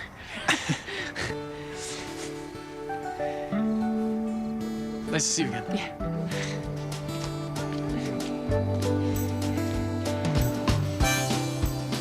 Oh, shut up. All of you. Shut up.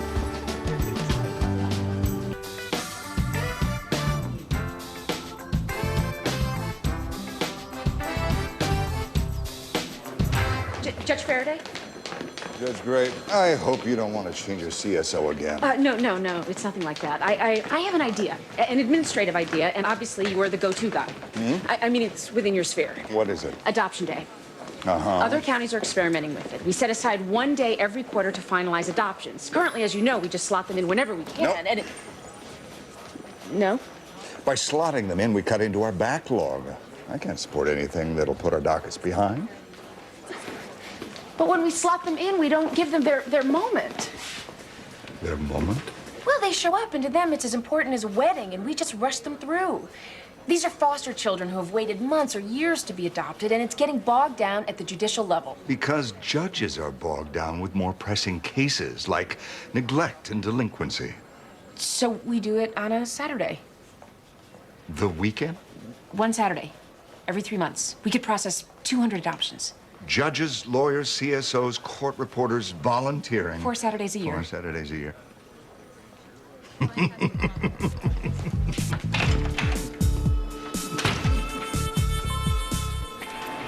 Oscar, I am honored to present your daughter, Ariadne Gray Band. She's a beaut. Oh, Peanut. Hi. It's Daddy. Oh, baby. He likes her. It's your daddy. She looks so much like I know. my mother. Oh. God, I wish I could just hold her. Oscar, what's the matter? We'll get you out of here. We'll all be together one day. It's not just that. What? Have you found someone else? Donna, I'm a convicted murderer.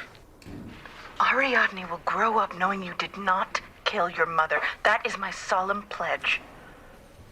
But looking into that sweet, sweet face, I have to tell you something. Like, the truth.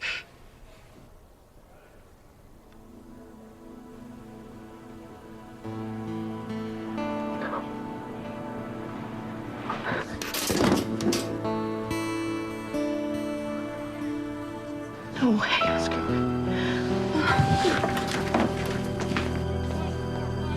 Donna! Donna!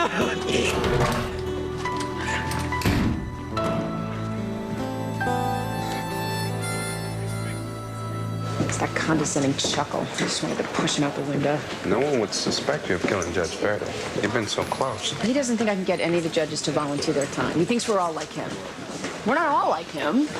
Good morning. She's supposed to be on maternity leave. Yeah, I better call my brother. See the gasket blue. Miss Gray? Hi. Yes? I'm Barb Gallinelli. I run the Rape Crisis Center here at the hospital. I heard you just met with our administrator about the abandoned house on Carisbrooke Road. Then you probably heard he said the hospital can't afford to give up such valuable real estate. Well, they can't afford to renovate it either. Sanctuary House begins and ends with the property, Miss Gallinelli. Sanctuary House, your idea is wonderful. An abuse center for kids, come on, it's brilliant. The police botched the interviews. The prosecutors are detached from the case. The kids are further traumatized. It's a dog's breakfast. You drink a lot of coffee, don't you, Miss Gallinelli? Barb, you're kind of tough. That's good. You'll need to be. I don't have a lot of patience for politics. What I'm proposing is that you work with the Rape Crisis Center to make this happen because I live for the politics, Miss Gray. Come on. Buy you a cup of coffee. Please call me Maxine. Have you ever considered a nice cup of chamomile tea? In my opinion, and that of several colleagues, Haley DeMiola suffers from early onset schizophrenia with aspects of Asperger's syndrome. Haley's pathology includes a lack of empathy, emotional detachment, maliciousness, and an inability to discern between fantasy and reality. Did you do a PET brain scan on Haley? Yes, and we found positron emissions congruent with this diagnosis. Did you by any chance find horns, a tail, maybe a pitchfork? Objection. Sustained. Grow up, Miss Salyers. Those are my questions, Your Honor. Now, let's get something straight here right off the bat. I have in front of me a divorced couple who disagree so strongly on how to treat their 13-year-old mentally ill daughter that they had to bring in the state to make that decision. Objection, Your Honor. To what? We will show that Haley DeMiola is not mentally ill, but rather that she's possessed by a demon, thus necessitating an exorcism. Off the record, please. I have to be honest. I don't relish the idea of adjudicating this case. It involves religious faith, an extremely ill child. You absolutely certain you cannot come to an agreement outside my courtroom? Judge, my daughter is very sick. She's mentally ill. She's not possessed by demons. Haley speaks languages. Her room is cold. Even the doctors and nurses feel a sense of dread when they approach her. We need help to do what's best for our daughter. Back on the record, please. Cross, Mr. Kara. Dr. Kemper, does schizophrenia explain the scratches? Yeah, we've all seen the movie. I'm sure Miss Salyers will stipulate to the scratches, to the speaking of ancient languages, the levitations, and all the other spooky phenomena. Yes, Your Honor. Of course she does, Your Honor. Those spooky phenomena are the basis of Mrs. DiMiola's contention that Haley DiMiola requires an exorcism. Well, I'm not here to decide whether or not Haley is possessed. I'm here to judge whether an exorcism will help or harm her.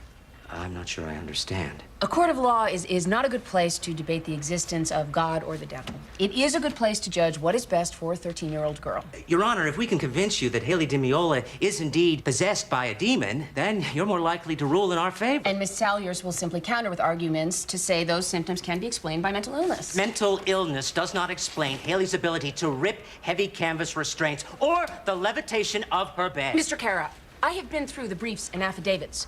Windows cracking, Haley speaking ancient languages, the drop of temperature in the room. You may well be able to give me goosebumps or even keep me up at night, but what my ruling will come down to is whether or not an exorcism will harm Haley. So please, confine all your questions to that matter.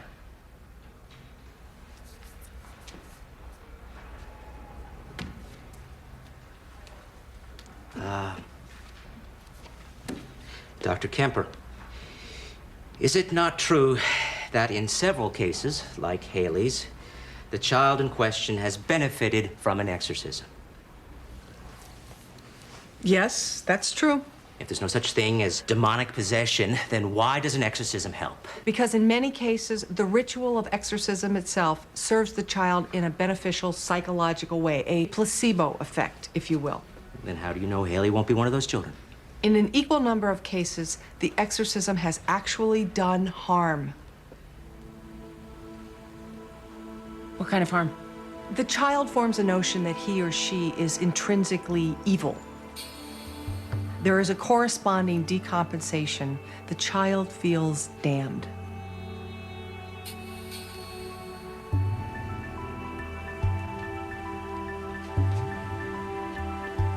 No further questions, Your Honor.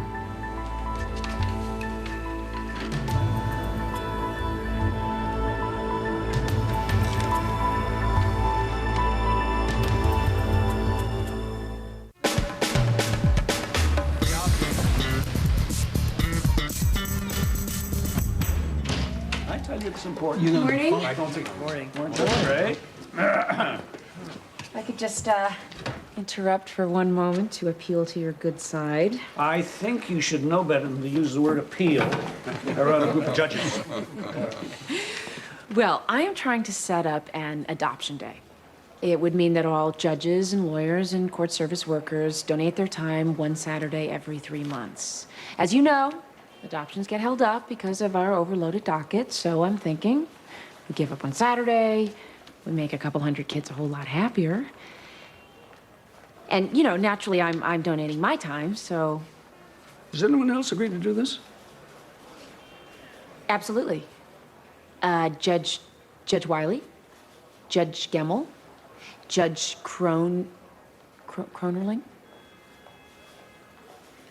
I'm afraid this won't fly for me. I have a lot of obligations on the weekends. Yeah, all 18 holes. Well, thank you for your time. I'm sure Judge Faraday will understand. No, wait. Hold it. Amy, Faraday's in on this? Oh, I'm sorry. I thought I mentioned that. You said it was your idea. And he supports me on it. I guess I could spare one Saturday every 3 or 4 months.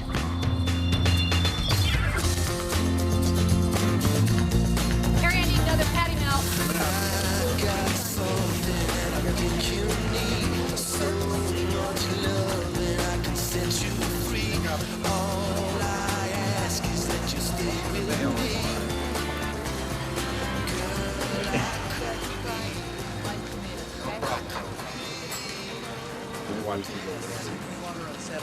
You were eating that precise sandwich the first time I met you. Not this precise sandwich, I hope. Did you get my postcards? Oh, yes. From Munich. Looked very cold there. Did you get my messages? I hope they weren't cold.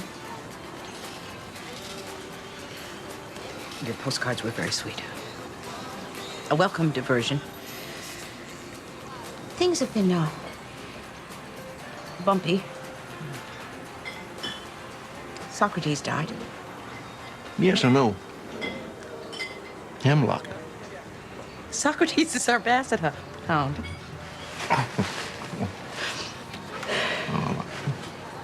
Sorry. I guess I've been a little low. All of my colors are a little washed out. Is that why you don't return my calls? I'd understand if you just... Went looking for someone with brighter colors?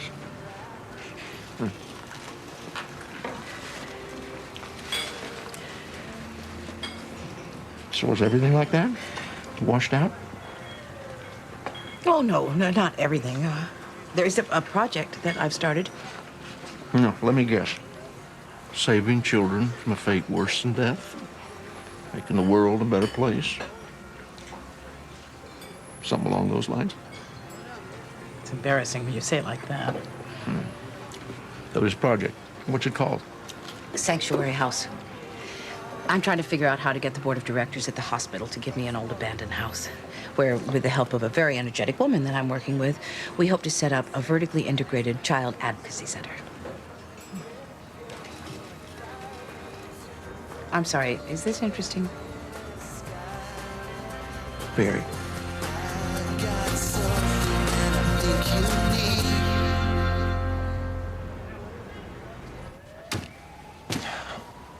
Please, come out. Ariadne's hungry.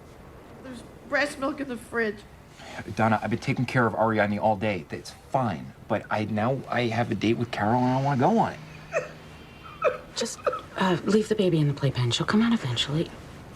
I'm sorry, Vincent. I can't face Ariadne right now. Hi, Carol. Why can't you face her? She's a demon seed. She's not a demon seed. Look at her. Open the door and look at her. Why don't I just go get the tickets? But this is not my fault. I didn't say it was. Donna just found out that her baby's father is a murderer. It never occurred to her that a convicted killer might have actually, say, killed someone? Donna's one of those people who... She had faith, and now this has just turned her world upside down. Maybe it's a postpartum thing. I don't know, but I can't just leave.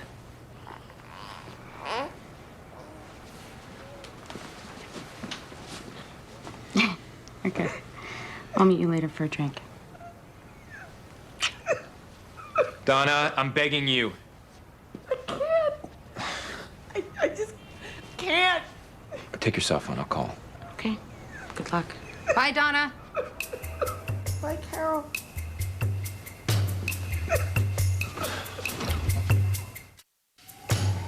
Demonic possessions occur in 4 stages.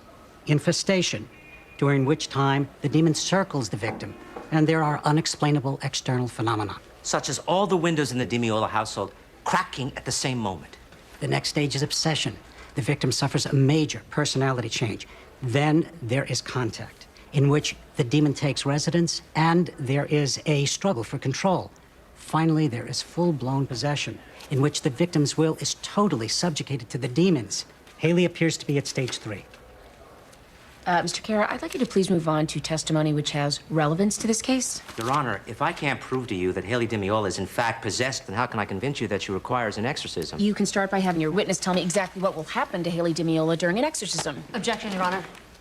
You object to my question, Miss Salyers? Professor McWhorter will not be conducting the exorcism, ergo his testimony is speculative. You want me to produce an actual exorcist? That's a very good idea. Exorcists are forbidden to testify without the permission of the bishop. Well, not if I summons him.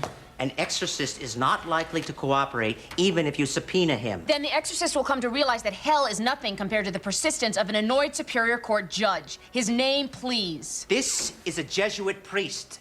He answers to a higher authority than you. Fine. In the absence of any other testimony, I'll make my ruling right now.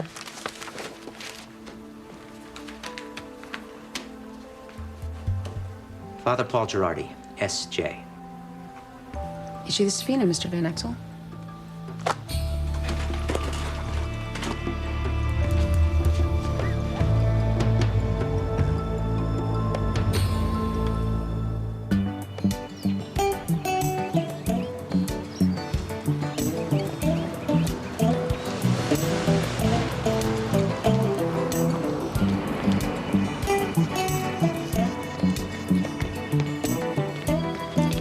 Amy! Rob. Hey. Well, look at you, all sweaty and fit and ready to kick somebody or something. Yeah, I extended my run this morning. Why? So I could bump into you. Well, bump away. I was wondering, since you're looking for a babysitter, maybe I could recommend someone for the job? Oh, you know somebody? Yeah, she's very bright, intelligent. She's great with kids. She's beautiful. She's fun. Wow. Sounds a lot like me. So where should she go? Who? My niece, Katie. To apply for the job? Oh. Oh, it's your niece. Oh. Do you have a pen? Yeah. Oh, yeah. Weird pen, but she should probably she can come to the courthouse on Washington Street. She's 19. She's a college freshman. I guarantee you'll love her. I already do.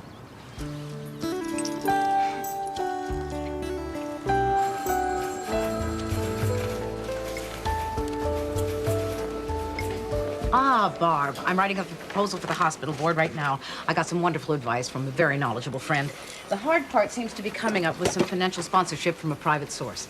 There are several foundations which I think I'm babbling, and you're not.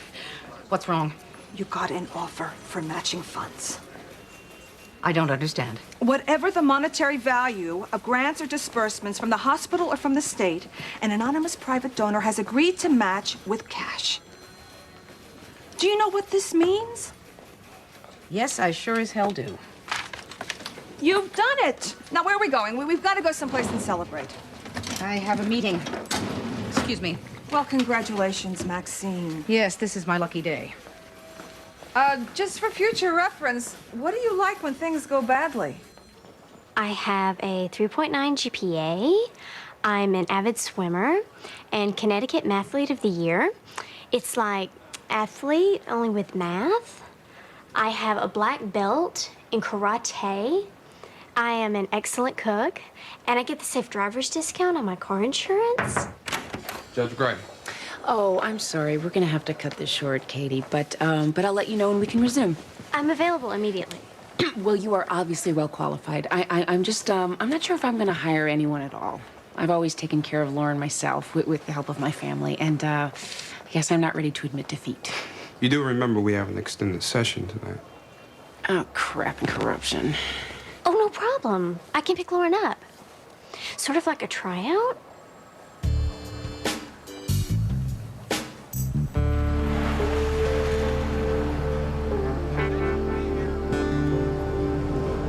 Demonic possession and exorcism are gravely misunderstood, Judge Gray. Certainly not accepted by society as a whole. The ritual itself is closely guarded by the church, but I will answer what questions I can within the guidelines established by the Archdiocese. How many exorcisms have you performed, Father? I'd rather not answer that. Father, these people have put the welfare of their daughter in my hands. So I have to figure out whether Mr. DeMiola's contention that an exorcism will actually harm his mentally ill daughter is true or not. I have a degree in abnormal psychology and internal medicine. In the massive majority of the cases brought to me, I find that the unfortunate suffers from nothing more than mental or emotional illness. And how is Haley DeMiola different? Well, after a 6-month investigation, it became obvious to us that she is possessed. What effect would the ritual of an exorcism have on Haley? It would drive out the demon. What is the process? I can tell you that I lay hands on her gently. I make motions over her, and I pray in Latin. I exhort the demon to leave her in the name of God. Now, once the demon identifies itself, the victim is then baptized. Father Girardi, the holy water burns, does it not? It burns the demon, not the victim. Wait, we're talking about regular water? H2O at room temperature? Well, holy water has been blessed by a priest. But it's still just water. I don't know how to answer that. Okay, I think I've heard enough. I know how this sounds to you, but until you confront evil face to Confront face... evil every day, Father, in the form of abuse and neglect of children. I don't know anything gets more evil than that. With all due respect, Judge Gray, you're wrong. We all want to believe in the rational world. The rational world and the love of God. But there is also evil. Most of it comes, as you say, from our own weaknesses, from our own distance from grace. That's the evil you fight every day, and I commend you for it. But I have seen an evil that comes from outside, that mows us down like grain before a scythe. I have seen it. And I see it in Haley.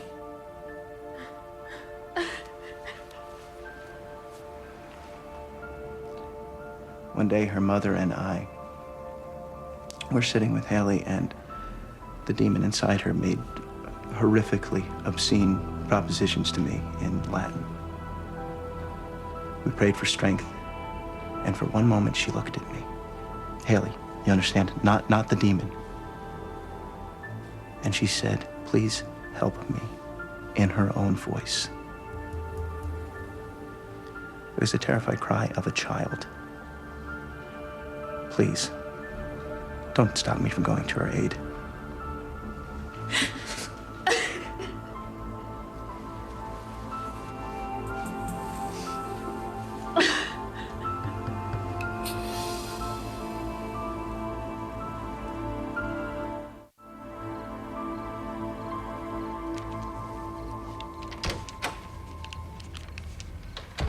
I'm sorry I'm late.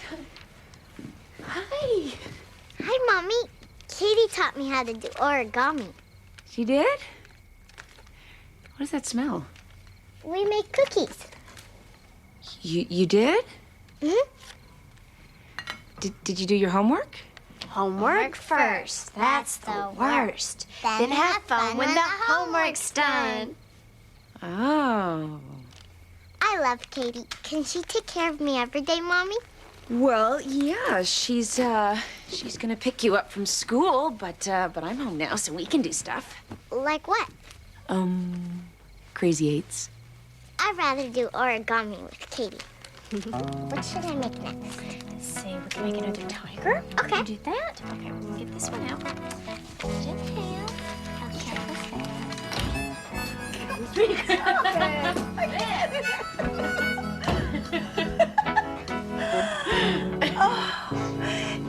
There's my little peanut. Come to Mommy. Come to Mommy. Look at that smile. Aren't you a genius? I'm telling you, Donna, she is exceptionally alert. Where you been? Ari, I need an hour covering a strike meeting downtown. So everything's back to normal? If it ever was? Oh, Carl explained it to me. Oh. Remember that show we did on the relationship between environment and genetic predisposition? Oh, yes, I do. On the radio. That was a very good show. Well, I brought Donna the transcripts and a few other materials. Did you know that environment is much more important to a developing personality than genetics? God, I hope that's true. I gotta give Ariadne a bath. Oh, Hi.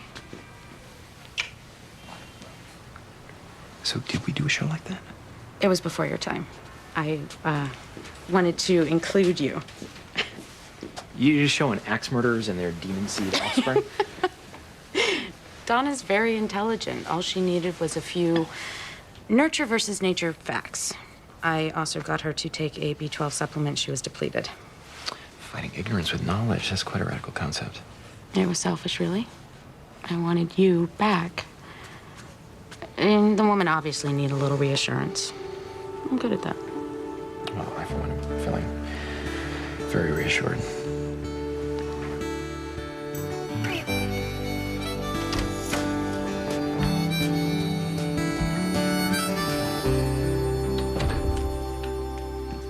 What's that smell? Fresh baked, low-fat, delicious cookies. You found a babysitter who bakes? Yep. She's obnoxious and bright and idiotic and does origami and sings annoying little songs about homework and is smug. And I hate her. Ma, I hate her. But Lauren thinks the sun shines right out of her butt. Don't be crude, dear. This would be Karate Rob's niece? Yeah, but that's not why I'm hiring her. No. You're taking on a babysitter you hate because that's what's best for Lauren. Well, I don't want to be hiring a babysitter at all, but I've been on this really difficult case, and I'm trying to get this adoption day scheme off the ground, and it just seems like everything is conspiring to keep me from getting home to my daughter. And when I finally do get home, she barely looks at me. I mean, you tell me, what's the use of going out there and fighting to make the world a better place if you lose your daughter? I had a swell day too, dear. But did you have Satan? Oh, now, Amy, I know you don't like the girl, but she's hardly Satan. No, Ma, I'm serious. In court today, I actually had Satan. Okay, not Satan, but Satan's parents. Why in God's name did you turn down my money? Jared, do you want to come in? No, I'm angry. I yell better outdoors. That money is your way of ensuring that I have to see you. Or maybe it's pity, but either way, I'm not comfortable. Oh, God forbid you might have to squirm. You know, maybe you're just afraid to be loved and respected. Yes, that's it exactly. Is that all? Sorry about your dog. Sorry about your muted colors. But Maxine, just a minute now. Maxine, I have feelings for you. I wish I didn't. You're a difficult woman. But I do. I just can't figure out what possesses you sometimes. I mean, what is so wrong with me that we can't at least try to be together? What I have to say can only cause pain and dissension. Oh, and destroy all this harmony? Maxine, pain and dissension would be a step up. Your son, Charles, accused me of seeing you for your money. And he offered me money to leave you alone. I turned him down, of course, but I would never come between you and your son. See? I knew you would react like this. I'm gonna kick that boy's ass up around his ears. Some sort of stupid Oedipal thing regarding his mother, I suppose. Yeah, quite frankly, Maxine, if this is the reason you've been avoiding me, I'd like to kick your ass, too. Maybe you could trust the fella just once in a while to do the right thing.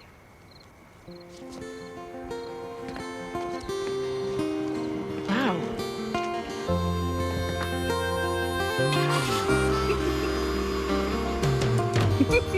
Oh my God.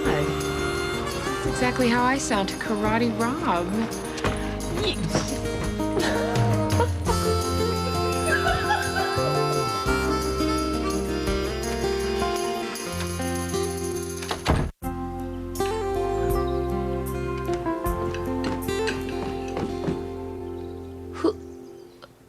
How? Why? Katie. What are you doing? I just took out the garbage. I mean, here. Good morning, everyone. Well, isn't taking Lauren to school part of the gig? I thought we could practice the times tables along the way. 7 times 6 is 42. You know what, Katie? I'm rethinking this whole idea. What on earth is this? Oh, breakfast is the most important meal of the day, especially for the very young and the very old. I'm gonna let that pass because breakfast always tastes so much better when someone else makes it. Here's the thing, Katie. When we lived in Manhattan, Lauren spent more time with her nannies and her babysitters than she did with her father and me. So, you know, I figured that when we moved back to Connecticut, I'd try to be a better mom and... Did you watch my karate gi? You have karate again? Yeah. Rob says I'm very talented.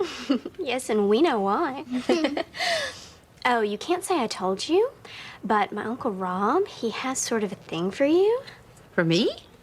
My. He says you're a hottie. Amy, for heaven's sake, close your mouth. You look simple. It doesn't matter whether I believe in God or the devil, Santa Claus, the Sasquatch, or Little Green Men when it comes to this case.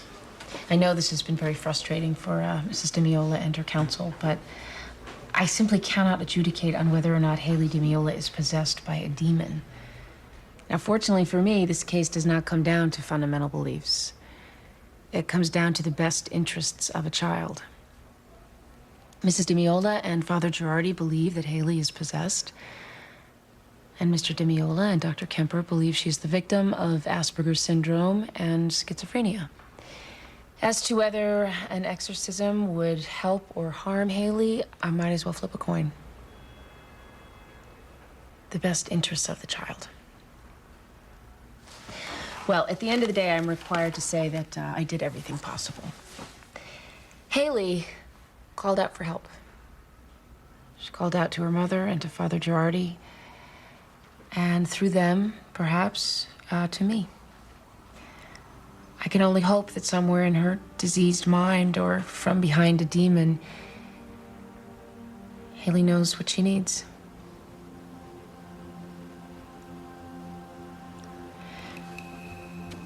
I'm hereby denying Mr. Alphonse DeMiola's motion to block his daughter's exorcism.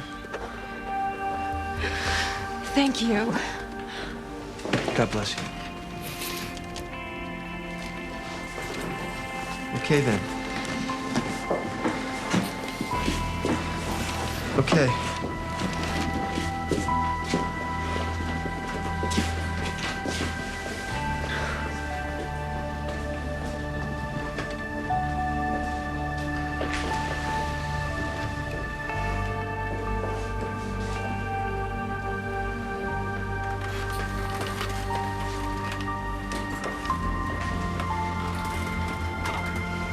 It can take 2 years for these good-hearted people to navigate the system to adopt a child.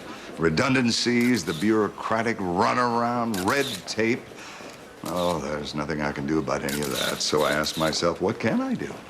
How can I make things better? Oh, you have to say something. To their credit, the workers and lawyers and judges in the courthouse, after I showed them the way, volunteered in droves.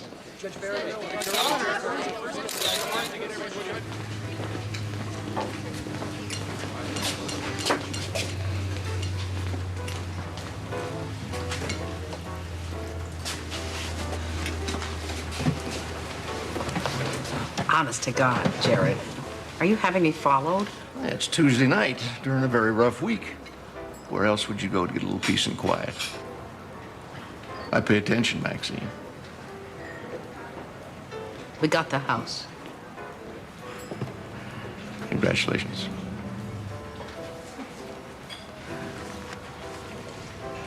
Jared, you have given me enough money. Oh, no. This is a letter of apology from my son, Charles. Oh, well, that wasn't necessary. He didn't write it to you. He wrote it to me. If he's any kind of a man, he'll apologize to you in person. You're angry with me. About half the time. I can live with that. I'm afraid I can't.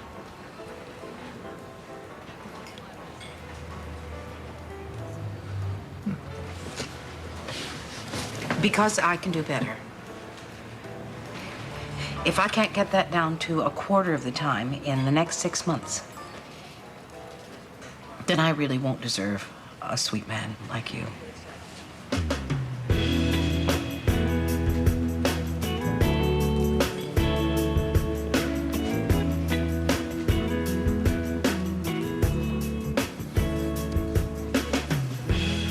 A mother's heart's been shattered, told her daughter to beware. Both secrets and dreams you should never share. Trust only in change, 'cause hearts change, but betrayal always feels the same. But with him, she found loyalty. Come be with me, soothe my broken heart. Show me loyalty.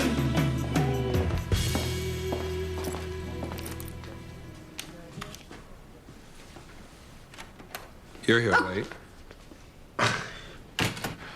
Sorry. Guess that exorcism stuff got to you, huh? Oh. Well, you're Catholic. Do you think that girl is possessed? I have no idea. I like the idea of Satan. You like the idea of Satan? Well, that we're not always responsible for all the bad stuff we do. Sometimes we can blame our problems on somebody else. You do understand that believing in Satan means believing in the possibility of everlasting damnation in the fiery lake. Do you have a little girl to get home to? Oh, please. That's all I try to do is get home to my daughter. It's like the whole world is conspiring to keep me away from her. Or maybe the devil. I don't know. I know how this goes. You're here fighting for other people's children while someone else is raising yours. I'm a single father.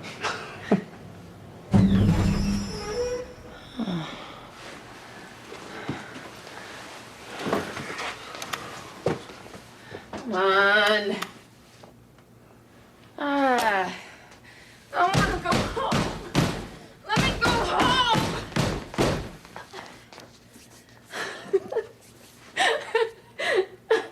I keep thinking I'm doing all this great stuff. You know, maybe I am. Maybe Lauren is fine. Maybe her life won't be ruined because I'm so invested in my work. But it's a Tuesday night and I'm stuck in an elevator, and you know, the really sad thing is nobody's even gonna notice I'm missing until tomorrow morning.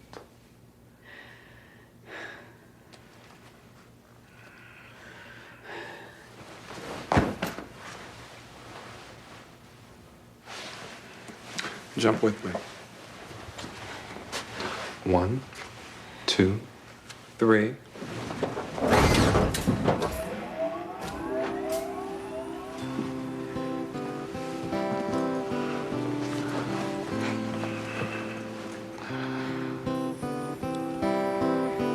I just think it's the time of year.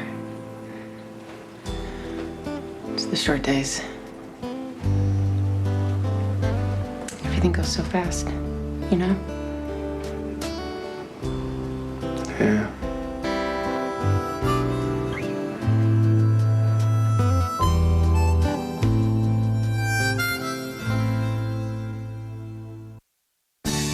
Coming up next on TNT's Prime Time in the Daytime. Can McCoy handle a complicated trial? Solve the case with Law and Order. Next on TNT. 2, 3, 4, 5, 6, 7, 8, 5, 6, 7, 8. Yummy.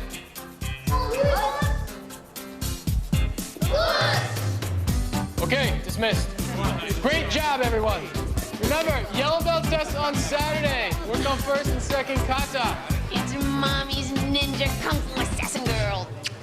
Karate's not about hurting people. No, of course, I was just... And it's Tang Soo Do. not kung fu. Okay, whatever it is, you're gonna need it if you don't get your sneakers on in 2 minutes flat. Hi. I had a light docket today, so here I am, picking up my daughter, the way mothers do. How's my niece working out? She's perfect. Don't hold that against her. So listen, can I... You first. Can I write you a check for the next 6 or 10 classes or whatever? That'd be fine. If it bounces, I know where you live. I'd like to take you to dinner. How's Saturday night? This Saturday? I know, it's short notice. No. Well, maybe some other time. No, I mean, I'd like to. That's what I meant by no. Okay. Yes is usually the word of choice when consenting. Yes. But great. No. Wait, I can't on Saturday. I have a work thing and my nephew's getting adopted. It's gonna be nuts. Okay. How's Friday? Friday's good. Really? No. I can rearrange some stuff, but... Call me. I'll call you. What were you guys talking about? Tongue sudo. 200 adoptions in one day?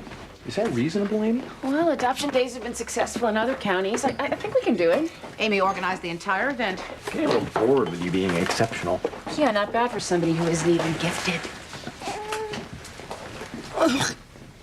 Definitely don't want that. Let's try some organic squash. I have a family waiting to adopt 3 foster children. Now we can do it all in one day. Oh, God. Not sure that Ned gets the full nutritional benefit this way. Well, I wouldn't feed him anything I wouldn't eat myself. I never know whether to throw away pictures of people's children. What do we think of Judge Roberta Pattison? She's good. Is she handling Ned's adoption? Yes. 3:15 on Saturday. And I can assume that everybody's going to be there? Oh, let's see. My first son's first son is being officially adopted. It might conflict with my water aerobics. Hate to be the Grinch here, but I might not be able to make it. It's work. Carol and I are trying to put a story together, sort of a joint thing between the station and the newspaper. Well, you can be at the next adoption. Mom, I want to be there. I almost got fired a few months ago. Just trying to do this right. Okay, Nettie. This one's not so bad. Okay. It's time for grown-ups to eat. Amy, I have a question. Sure, what? Well, as I'm about to officially become a mother and you and I haven't really connected about it, I'd like for us to go out for a drink or something to celebrate. Just you and me? Yeah. You know, kind of a girl thing. We could have drinks and tell stories and have hors d'oeuvres and stuff. I mean, we've never really done that kind of thing, mother to mother. It sounds great. Tomorrow night? You are on. Okay, Nettie, I'm gonna give you some pureed asparagus. It has a mild flavor. And it's full of vitamins. Please? No, I don't think we have a woolly mastodon in Hartsville. Uh-huh. Uh-huh. Okay, look, Becca, don't go out on the balcony without Mommy, okay? Okay. I love you. I'll see you soon. Bye. How's Rebecca enjoying New York? There are apartments on West 73rd Street. Good. They're on the 28th floor. Nice. That's like 800 feet up. Relax, Bruce. It's more than that.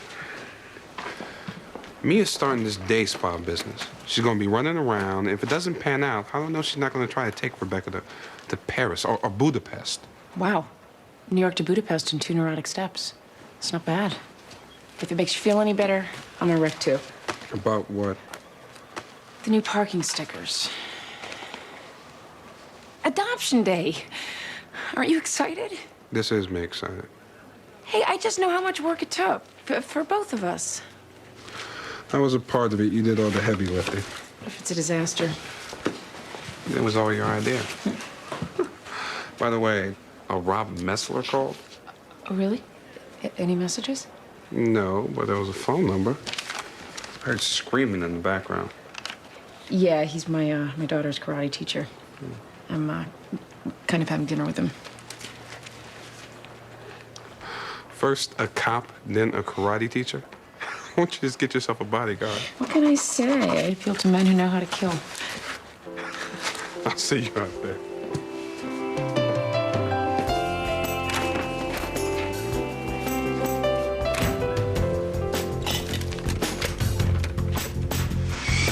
The twins here are all set. DCF has signed off on the application. Now it's just a matter of showing up at the courthouse on Saturday and watching the judge sign the adoption certificate. Oh, I'm so excited. We waited a long time for this. And you too? Looking forward to Saturday? Definitely. And after we get to go out for tacos and ice cream? Of course you do. It's the law. All right. What about Susanna? I'm afraid Susanna's case won't make it this time around. We'll have to arrange it for the next cycle. What? Why? The first attorney failed to process the application properly. It was my fault for not watching him. I found another lawyer to take your case, but she can't be ready by Saturday. We really wanted to adopt all the kids on the same day. Can't you push the lawyer? Jess, adoption days only work because a lot of highly paid lawyers have put in a great deal of pro bono work. We're not in a position to pressure them. Susanna will be 18 in a few weeks. There's no law against adopting a legal adult. I don't want to end my childhood belonging to the state of Connecticut. You know how it is, Susanna. There are legalities. That's just it. My whole life I've been a legality. Ward of the state, foster child. I've been everything except someone's daughter. I realize it's just symbolic, and it may seem trivial to you. No, it's not trivial. I'm sorry. For a moment there, I became a government worker. You have my word. Before you are an adult, you will be someone's child.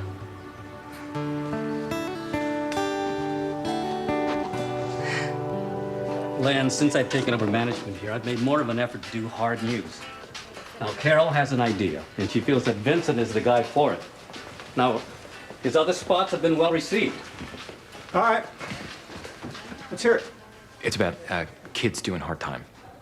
Kids? Juvenile offenders, young teenage kids sentenced to time in adult prisons. Hundreds of them, and it's heartbreaking. They're separated from the general population, but still they get raped, they get beaten up. Sort of a follow-up to my social services story. And? We're envisioning a series of articles that cover all aspects of juvenile justice in Hartford County. You publish each installment, and Vincent does an on-air version for the radio. Criminals in training, our community at risk. We do well with stories like that. But I'm not sure Gray's the man. He's the least experienced writer on my staff, and besides, McAllen's my crime guy. It has to be Vincent. Carol, maybe Len has a point. I have a lot of good writers. No. Vincent's the guy, or we're not interested. Well, Gray, it looks like someone believes in you enough to threaten me. The story's yours.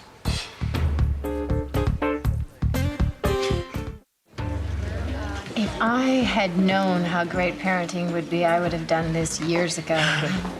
It's a miracle, isn't it? Watching these little people discover the joys and mysteries of life. Yeah, it's great. And it goes so fast.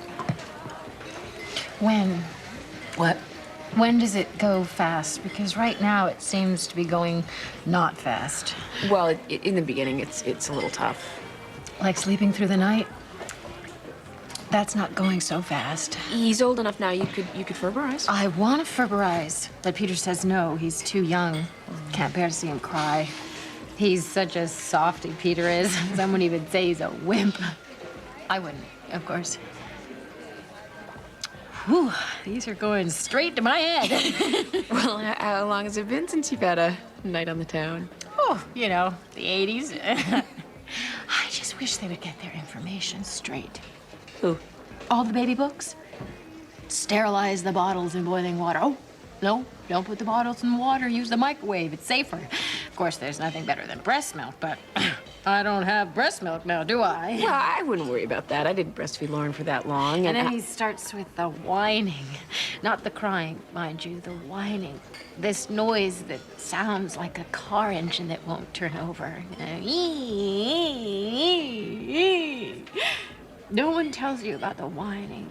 When he starts to talk, things will get easier. Oh, good. That's only, what, 6 months away? Is Peter helping? He thinks he's helping. I mean, he tries, but it's never quite right. Is it? Well, I don't know. All I'm saying, is it too much to ask that after 2 million years of evolution, men would be able to snap up a onesie? Peter can't do it. No. He's a math whiz, memorizes actuarial tables, computes premiums in his head, but he cannot count snaps. I'm sorry. You must think I'm a horrible person. I do love being a mother. Hey, Jillian, there is nothing nice about poopy diapers and screaming babies and months on end without a good night's sleep. It's okay to hate all that stuff. It is? Absolutely. But it's important for you to know that things do get better. Thanks, Amy.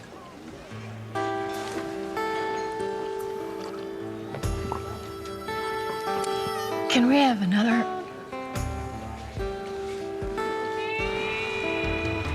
I love you, Amy. I really do. I love you too. I mean, you are way too skinny for someone with such a nice rack. And I hate how pretty you look in the morning without any makeup on. But basically, I just really love you. Okay, there's a step. Can you talk to Peter for me about the fibber rising? Yeah, I'll talk to him. Because I gotta get some sleep. Yeah. Woo! Take my arm. But that would leave you with one. Where have you two been? Oh, drinking and talking and drinking and so on. Where have you been? Look, you better pull yourself together. Why? Is there a surprise? I love surprises. Hey, Julian. Hi, Amy.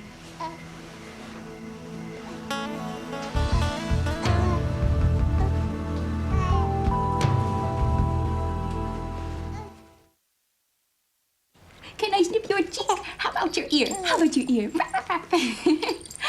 Yeah, it's so great to see him. He's so big. I can't get over how alert he is.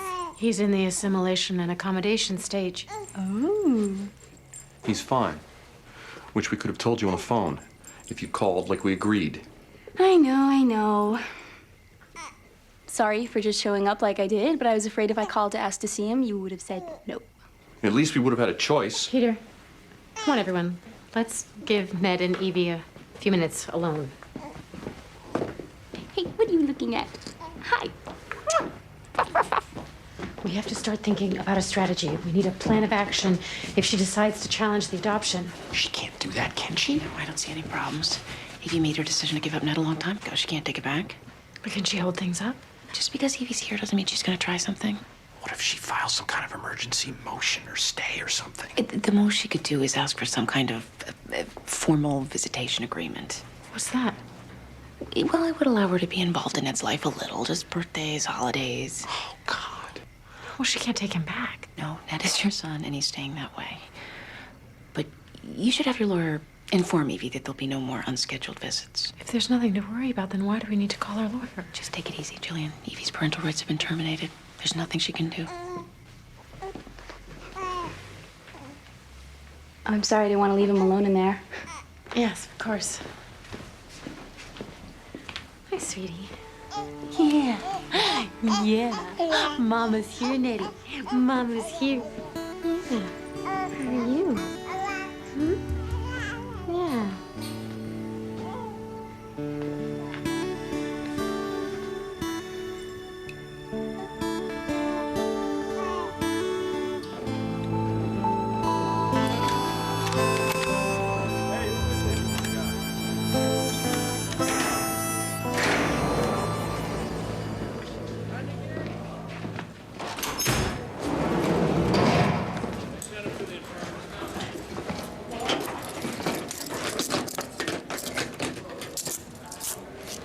Is that really necessary?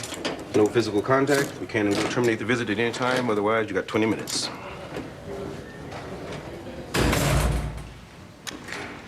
Hi. I'm Vincent Gray from the Examiner.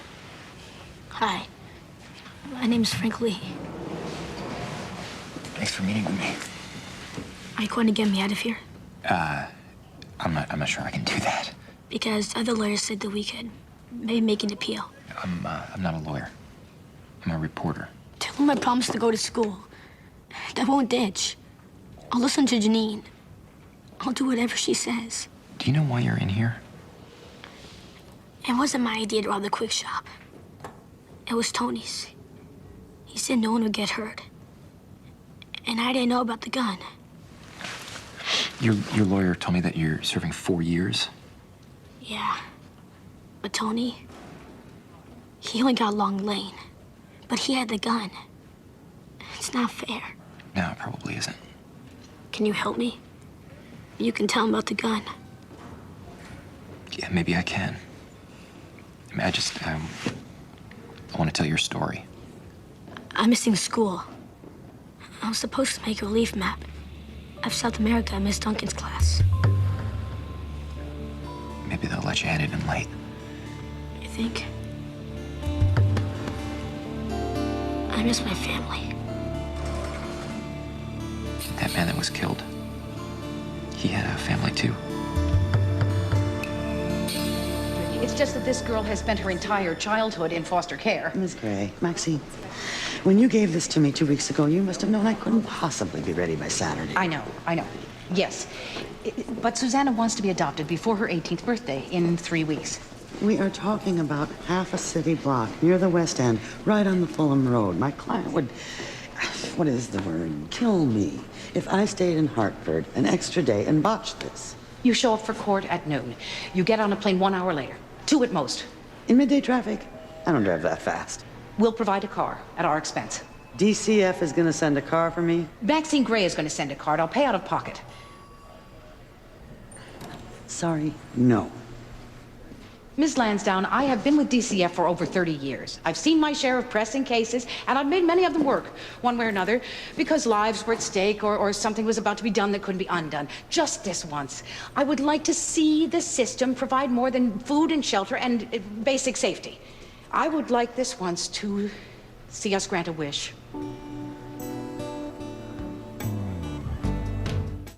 He didn't even understand I was a reporter.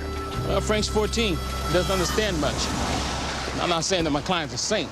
I mean, he was right there when his friend executed that store clerk. But Frank didn't kill anyone. There's still a shred of a human being left. But if he goes to prison, you can pretty much write his life off. So why is he in a juvenile facility? How does something like this happen? I have my suspicions. Well, share them. It's politics. You mean politicians? Can we go off the record? Okay. I can't prove anything, but after Columbine, I noticed that a couple of judges were shifting a lot more juvenile cases to adult court. Who benefits from that? Someone who said he's going to run for Congress on a get tough law and order platform. Someone who's already risen to the top position in the Hartford Judicial District. Why haven't you spoken up about this? Like I said, I have no proof. And a defense attorney doesn't go around making accusations like that against the most powerful judge in the county. Not if he knows what's good for his clients. Who's the judge? The Right Honorable Clarence Faraday. Yeah, I think I've heard that name. Of course you have. He's your sister's boss.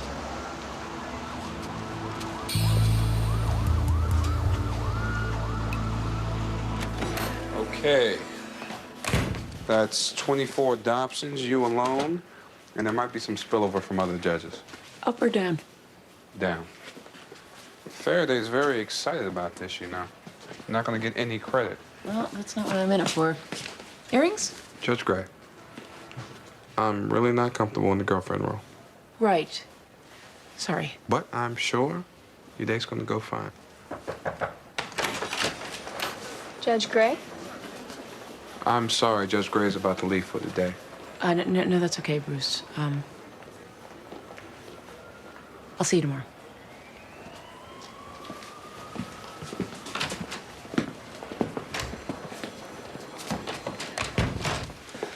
What can I do for you, Evie? Are you handling the adoption? No, I'm not. Oh. Well, I know it's happening tomorrow, and I kind of wanted to be there for it. Well, that's up to Peter and Jillian. They'll just say no. That's their right. I might have made a mistake giving up my baby. Do you think Jillian and Peter are going to be good parents? I think they are. Well, Jillian seemed a little drunk the other night. Does she drink often? Jillian's an excellent mother. What's more, she and Peter are the only parents that Ned has ever known. Well, I have this friend who's a lawyer, and he was telling me that maybe I could get visitation so I'd be allowed to see Ned sometimes. Yes, that's true. What if I did that? Well, it would mean that you and Peter and Jillian would work out some kind of an agreement, schedule certain dates, and stick to them. You can't just show up whenever you want to. And if I found the father, he'd have certain rights too? Yes, of course, biological fathers always have certain rights, but that... I was just wondering. Evie, what you're proposing is not necessarily in the best interests of the child.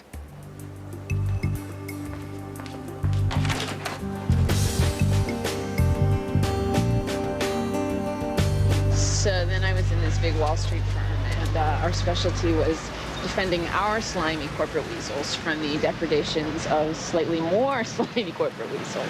Someone's got to protect the weasels. Yeah, I'm pretty sure it wasn't God's work. I always knew I didn't have the disposition for a high-pressure job. Kind of drove my parents crazy. 4 years at Wesleyan and you're gonna open a dojo? But I think of it as being a small business owner. Well, how'd you get interested in karate? Like anyone else, Bruce Lee movies. The obsession grew from there. I became interested in all kinds of Eastern philosophies. Spent some time in China, so I kind of picked up the language. You kind of picked up Chinese. For me, that usually involves Mugu Gai Pan from the Peking Moon. Didn't they change the name of that place to Beijing? Well, now you're showing off. Well, in retrospect, the one nice thing about working in corporate law was that on some level, it just didn't matter. There must have been all those millions of dollars at stake. If I filed late for the SEC, no 6-year-old would get molested by your stepfather. If I drew up an imperfect contract, it wouldn't give some sadist the chance to pour cough syrup in his son's ear until he passed out. God. Well, you're the black belt. You got any wax on, wax off wisdom for me? All I know is kids grow up powerless. That's what we're all angry about. I try to create a place for my kids where they have power, strength, will. Maybe that's what you do. That absolutely did not help you at all, did it? No. No, actually it did. Thanks. Anyone ever tell you look good in winter? Can you say that in Mandarin?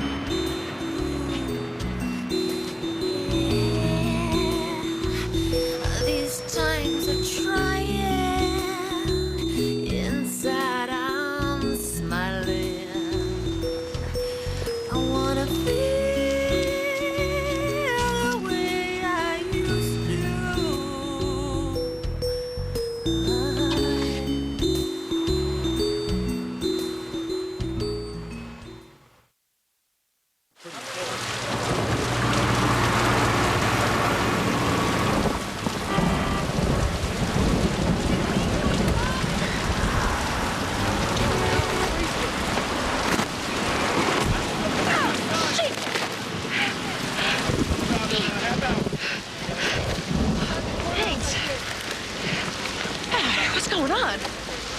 The news last night, they said light showers. Light showers and freezing rain. What the hell is freezing rain anyway? Is that polite for golf ball size sleet? You look terrible. My car wouldn't start. Oh no, you walked? In the freezing rain. Well, it's just as well. The roads are a mess. My hair is a mess. Everything's a mess. You getting sick? I'm sure it's just allergies. We should just cancel this whole thing. Yo, whoa, whoa, young man, slow down.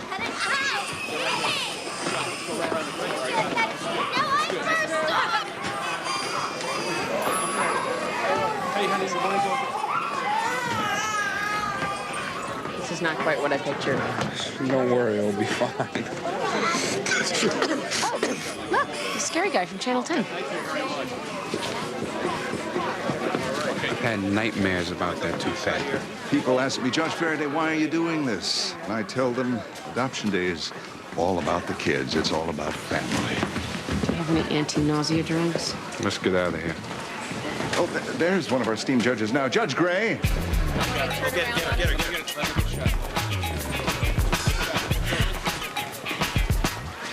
her. Judge Gray, how does it feel to be participating in this joyful event? Fine, but I'm not the judge. She is. Judge, what does it feel like to be making history here in Hartford? Well, it feels, good. Really extremely, good. How many adoptions do you hope to process today? Well, we're looking at about 200, and we're hoping to... Can we cut, please? I'm sorry, but she's not coming across so well. Let's go back to Judge Faraday. Big. It'll be fine. It'll be fine.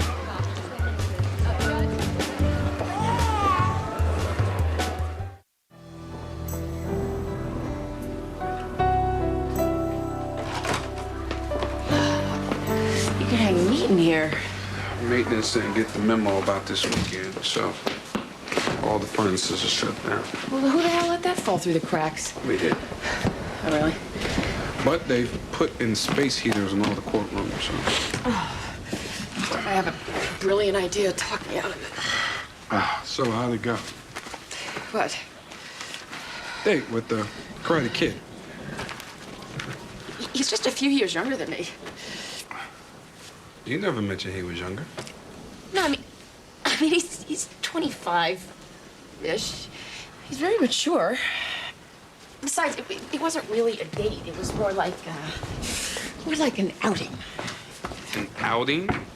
What is this, a Jane Austen novel? Oh, God, Bruce, I can't go out with my daughter's karate teacher. He's a kid. It's okay if you like him. It's a rebound. Everybody gets one. You know, that person that you have fun with, but you have no intention of settling down with. It's allowed. It is? What happens in a rebound relationship? Mostly sex.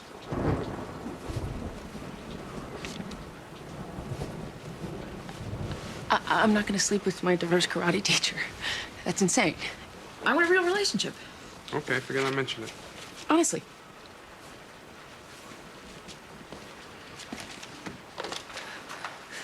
Who are you calling? Checking your messages. Oh.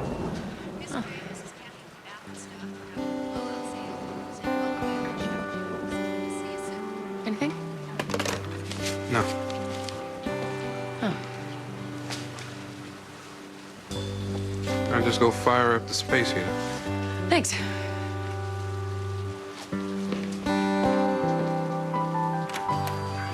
What if she doesn't come? She'll come. We talked yesterday, and I set a car for her. I knew this wasn't gonna work out. It's the story of my life. Lawyers. Always late. Oh, Marjorie, am I glad to see you. You owe me big. This is Alice and Jess Jankel. Where's the girl? Susanna, this is your attorney, Marjorie Lansdowne, and the twins and their attorney, Joseph Coor. Nice to meet you. Are we still on schedule? 12 o'clock. It's confirmed. Good, because I don't want any surprises. I'm gonna get some coffee. Well, she doesn't have the best possible bedside manner, but in just a few minutes, you will be one big happy family. Thank you.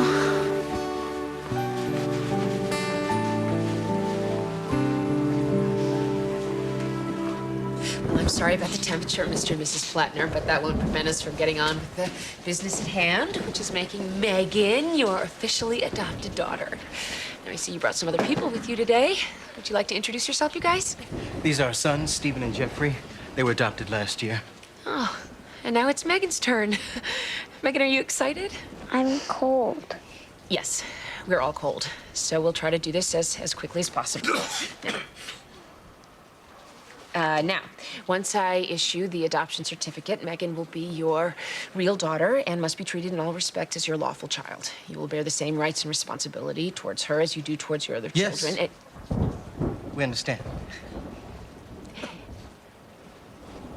Before I sign the certificate, let me just say, on a personal note, what a pleasure it is to meet people like yourselves who open your hearts and your homes to children in need. Families are the touchstone of our society. Judge Gray, I'm sorry.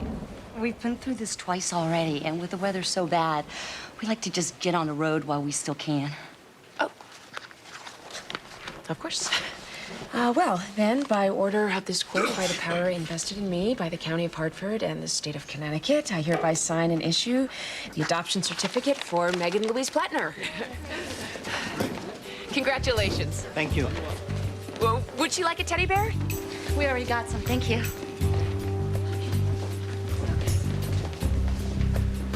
Oh, I'm just all choked up. You've got 23 more families. You'll have your moment.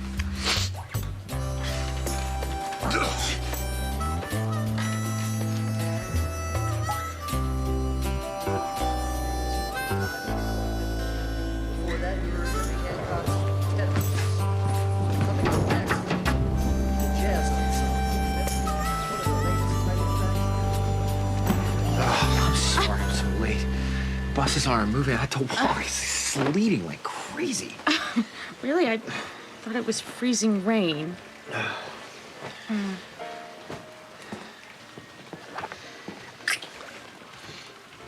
So, how's the story going? You didn't call last night. I figured you were onto something. I've kind of a situation. Didn't you talk to Frank Lee? Yeah, I talked to him. Look, Carol, I can't do this piece. What? Why? Because I can't. This is a good story, and somebody should follow up on it, but it can't be me. Vincent, I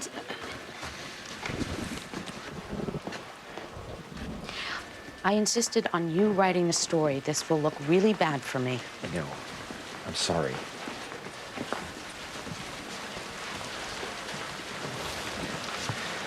This is much bigger than we imagined. It's a political thing. It goes way up the ladder. Wait a second, high-level corruption? This is getting really good. Well, yeah. Vincent, this is a career-making story. You don't just walk away from something like this. I won't let you. I would have to go on record accusing the top judicial figure in the county of political expedience. Even if I wanted to, the whole thing would be tainted by association. I need you to trust me on this. So much for trust. Trust comes from people being reliable. I was hoping you'd understand. You're doing this to protect your sister, aren't you? Vincent, are you ever going to be willing to put yourself first? I can't answer that.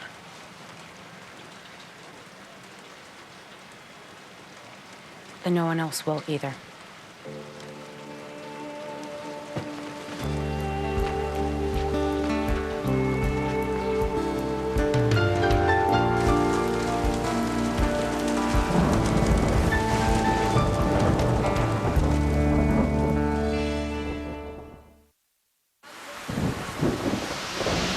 Well, Mr. and Mrs. Jan Kell, someone has been looking out for you.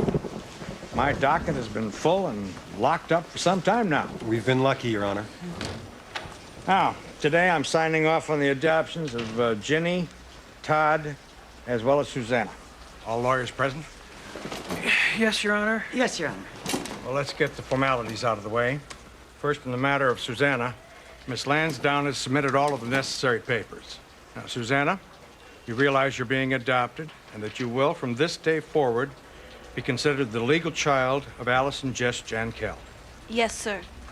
Mr. and Mrs. Jan Kell, you realize that Susanna is entitled to all rights. Yes, Your Honor. All right, then, to the matter of the twins, Ginny and Todd. Do you understand that you're being adopted by the Jan Kells, and do you agree with these terms? Yes, sir. No, sir. Todd, what do you mean? No, I don't want to be adopted. Todd, since you're 12, you can't be adopted without your consent. Now, you realize your statement will be recorded and cannot be recanted. Yes, sir. Your Honor, with his parents' permission, I'd like an opportunity to speak with Todd. All right, but only 10 minutes, Miss Gray. We've got a lot of adoptions to get to.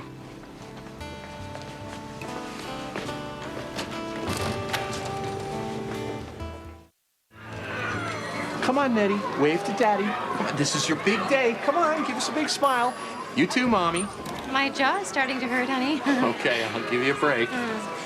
And here we have all the other families, adopted boys and girls. Everybody's very excited. They're all dressed up. Oh, God. What? I saw her. Who? Evie? You never told anyone you didn't want to be adopted? Well, nobody asked. Don't you like the Jankels? Sure, they're nice. Well, don't you want to stay with them and grow up in their house? Sure. Then why don't you want to be adopted? Because then Alice would be my mom, and I already have a mom. Your mom has been gone for a long time. I know. She left us in a grocery store, I remember. She told us to wait by the cereal. So we waited for like 2 hours. But she never came. Honey, it's been 8 years. We haven't heard a word from your mother. But you can't promise she'll never come back. No, I can't. Can I live with Jankels even if I'm not adopted? Yes?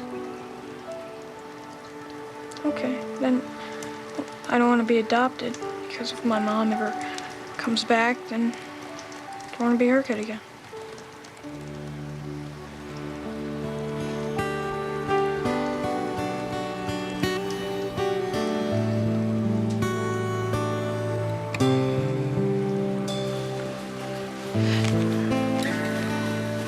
Can Tina actually freeze?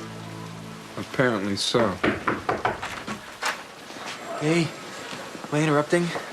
Just having some tuna Slurpees. Vincent, I didn't think you'd be able to come. Oh, no problem. Just to mush the ice sled on over. Well, what about your story? Kind of fell through. Oh, I'm sorry. I know it was a big deal. It's okay. I'll be doing this anyway.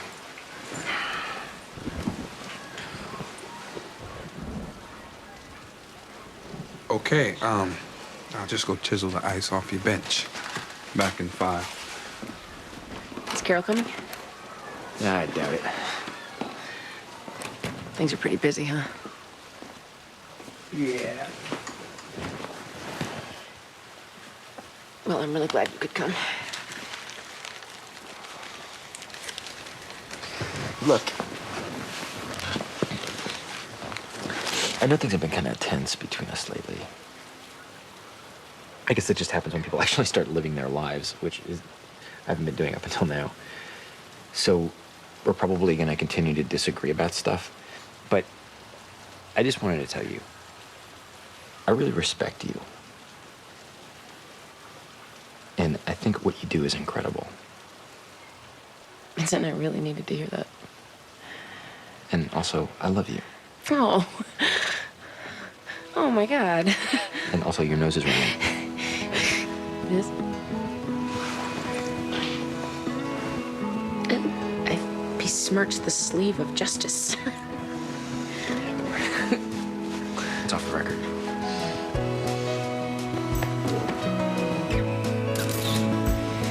Okay, that's it. Congratulations.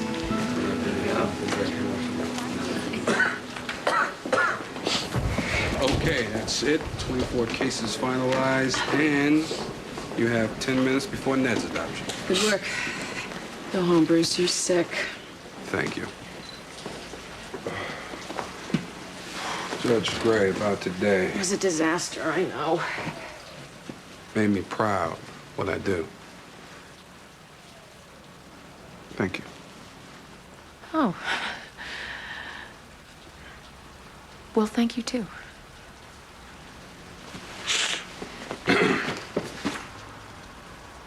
It's for your daughter.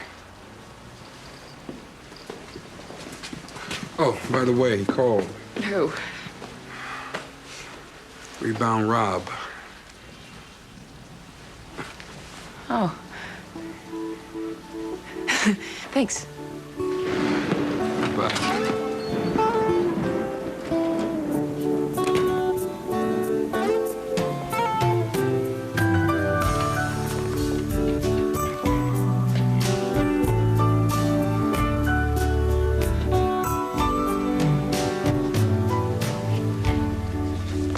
and Jillian, congratulations on your big day. And welcome to the whole extended family. Well, I see all your paperwork is in order. I would expect no less from such a legal family. I also see that Ned has gotten his teddy bear, which is very important. I'm sorry, this is a closed proceeding unless you're with the family. No, she's not. Who are you, young lady? Do you care to identify yourself? I'm the,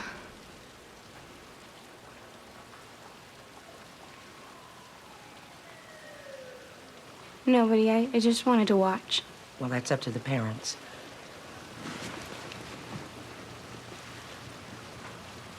She can stay. Then let's proceed. Peter, Jillian, once I issue this decree, Ned will become your son in every sense of the word. You bear all legal responsibilities towards him, including rights of inheritance. Is that understood? Yes. Yes.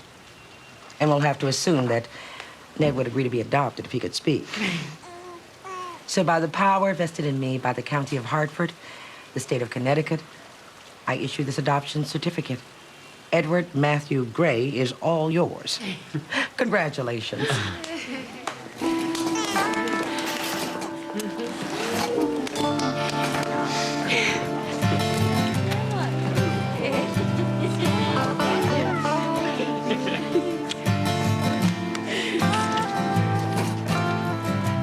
Oh, please, Peter, let me do that. Ain't it always in the back of your mind? How every little thing gets so complicated. Call out to the wind for an answer, but silence was the wind's reply. Sometimes the mystery makes me cry. Coming up next on TNT's Prime Time in the Daytime, Amy faces a difficult decision in her personal life. Judging Amy is next on TNT.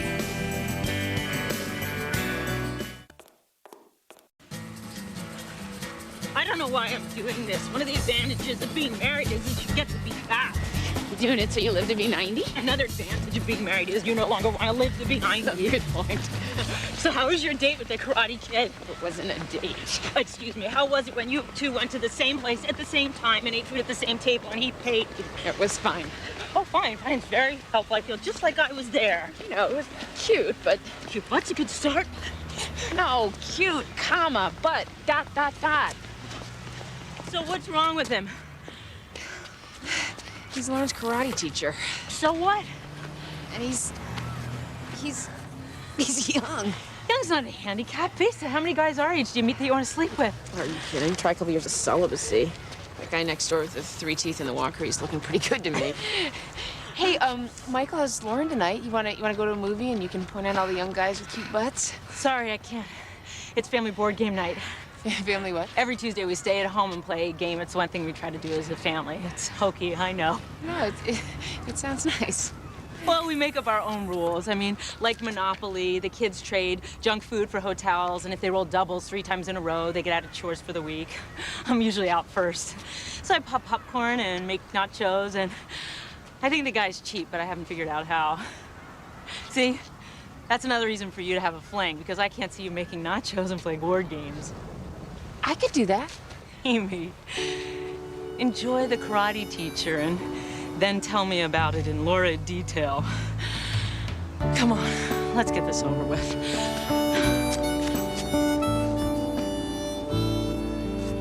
Marshmallow things. Don't look at me. I don't even like the marshmallow things. Mommy, Well, they're not good for you anyway. then they're not good for you either. No, studies show that once you hit 20, they actually become good for you. Don't take it personally. She tries that stuff on me, too. Hey. Hi. Morning, Vincent. I guess I missed running with you. Yeah, I got up early and went looking for Lolly. I'm pretty sure you can beat this bar in front of a friend named Lolly. Is her last name Pop? Yeah, pretty good. Who ate all the marshmallow things? Mommy. Leisha says that sugar is nature's narcotic. What's narcotic? Get your breakfast, you're gonna be late. I'll drive you to school. Seems I have more time in the mornings without Socrates. I hate riding with Grandma. She blows her horn at people. Oh, be nice to Grandma. She loves spending time with you. Hey, I got an idea. Why don't we surprise Grandma by getting her a new dog? Really? Amy. What? She loved having a pet. You mean like today? Yeah. Yeah, I'll get off early. We'll go to the pound. We'll see what they got. Coolio, you're the best mom in world history. There you go. What?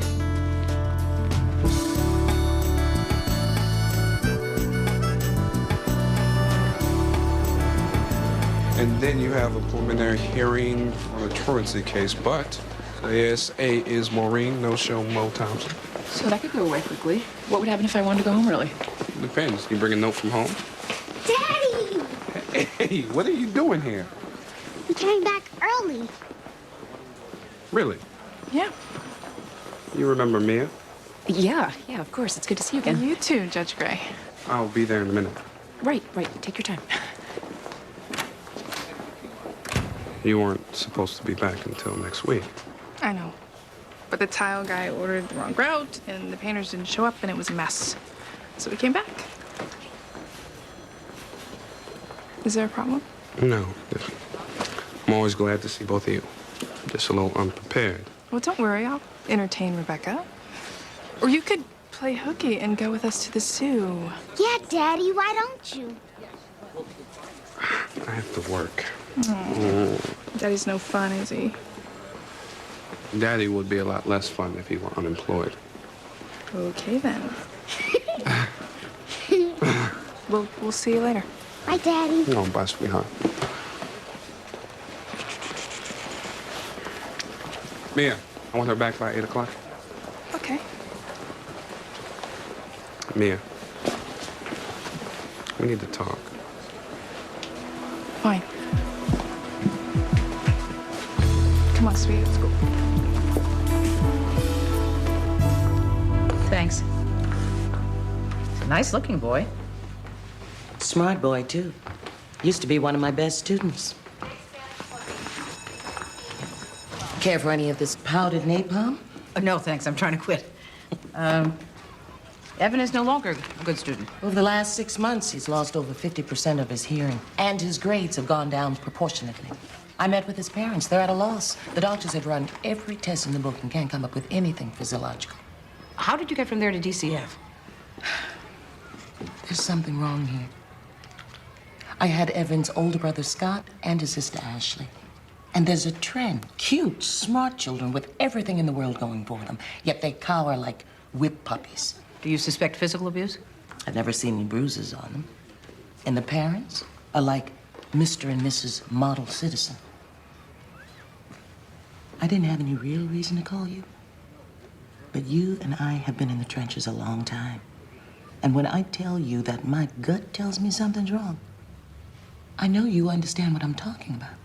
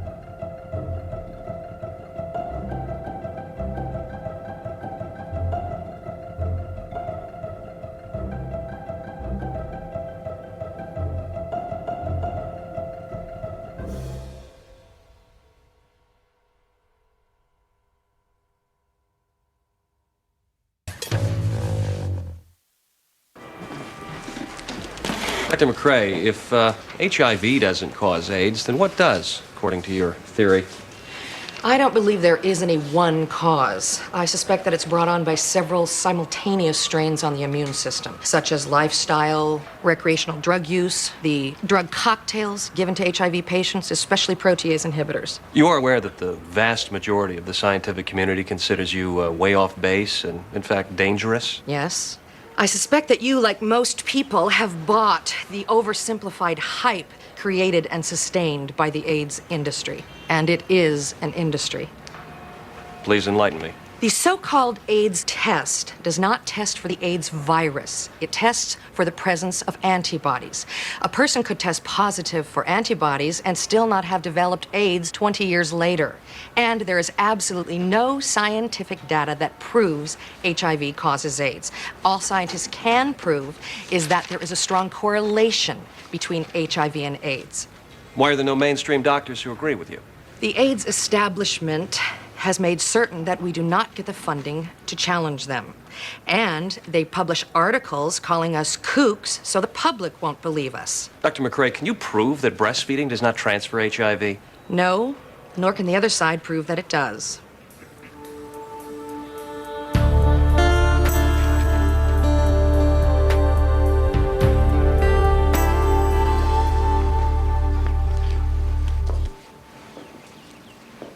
That's Scott. He's in boarding school, college prep. He's home on weekends. I see. Does he like boarding school? Oh, he loves it. You know, kids that age, he loves having his own life. No nosy parents looking over his shoulder. Just nosy teachers and proctors. Evan's hearing loss began around the same time that Scott left, so we thought there might be some sort of connection, you know. But we sent him to shrinks, and they're as mystified as we are. Evan, how do you feel about Scott being away at school? You have to get closer.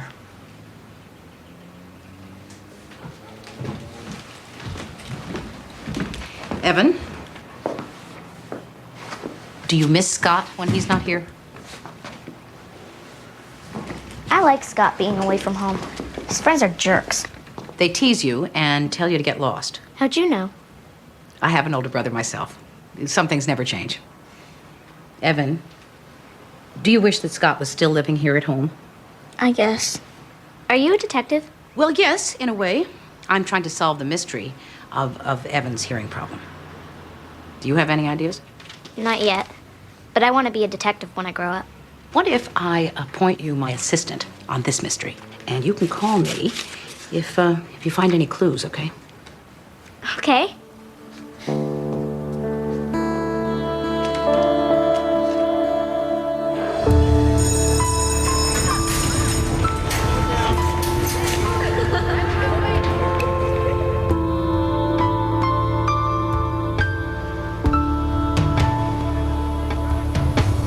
Someone would be at home with the dog. A great deal of the time. Okay. I will take the dog to work or put it in doggy daycare or I'll figure it out. Listen, can I call you back? Great. You believe I have to prove myself worthy of a dog? An ugly dog. It's not that ugly. Amy, what's this all about? I want a pet. Is that so weird? No, you're right. It's not weird. I mean, it seemed weird for a minute, but... So how's Carol? Let's see. It's Wednesday. Yeah, I think she's speaking to me. I know it's none of my business, but do you really want to be in a relationship like that?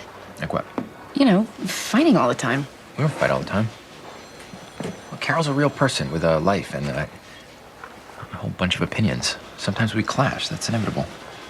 But you're young. You don't have that much baggage. I don't think it should be that hard. Anything worth having is hard. Saying I didn't work hard enough at my marriage?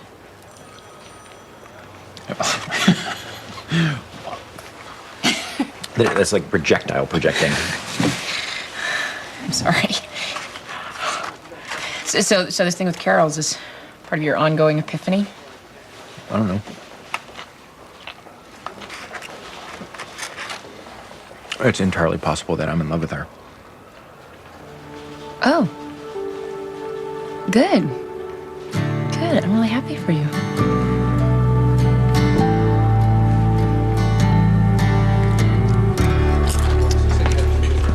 So what I hear is you're mad at me for being spontaneous. That's not it. That has always been it.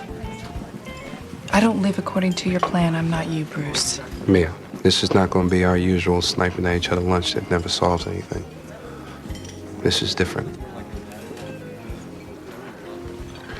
This is the lunch where I tell you I am sick of this half-assed relationship.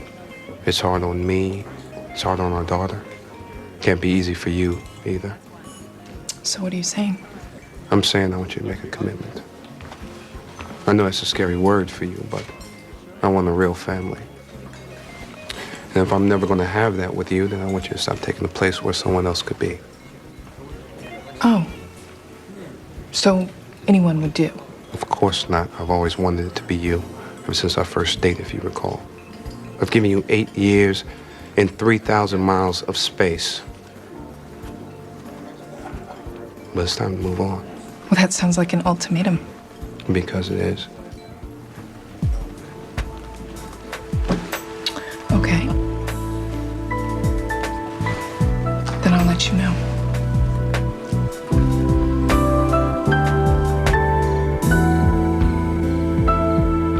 Ma, come on. I will feed him and walk him and brush him, and you won't even know he's here. Now, where have I heard this before? Oh, yes, this is what you said about Socrates. Lasted for 3 days. Give me a break. I'm an adult now. That only means I can't dock your allowance when the creature pees on the floor. Mom, I grew up with a dog. I want Lauren to grow up with a dog. It means a lot to her. Then how come she's not the one in here begging? Okay, fine. Diminish the quality of my daughter's life. It's your karma.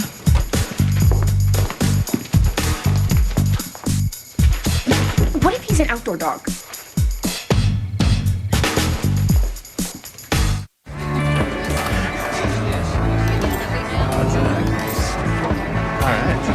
That you were.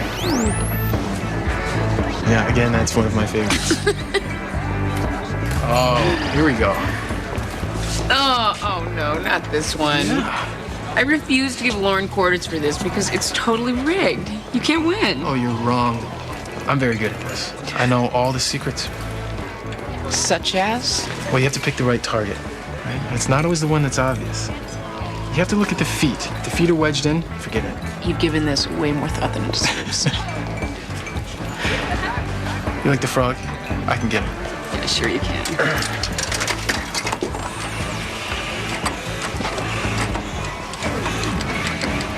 Would this be a good time to tickle you? Not if you want the frog. Oh, you got it. Not yet. Now I got him. Wow. No one's ever given me their frog before. I don't know what to say. Another reason I like this game, it's a great metaphor. We never know when we're gonna get snatched up out of our mundane lives and drop down a chute into a whole new world. And the lunch special is roast beef à grise. And the soup of the day is a color you haven't seen since the last time you stepped on a caterpillar. What's up with you? What do you mean?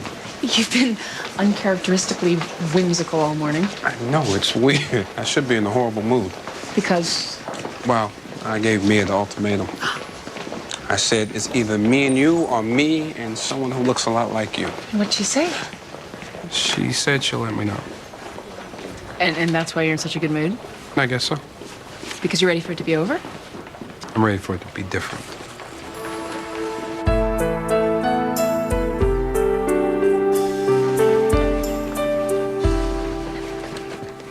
This is my detective ID.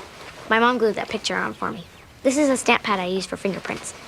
And this is my wig for when I need to be undercover. Well, it looks like you've thought of everything. What's that? Oh, this is the best. It's my secret spy pen. It looks like a pen, but watch. Say something. What a lovely day for the young master to be returning from his travels.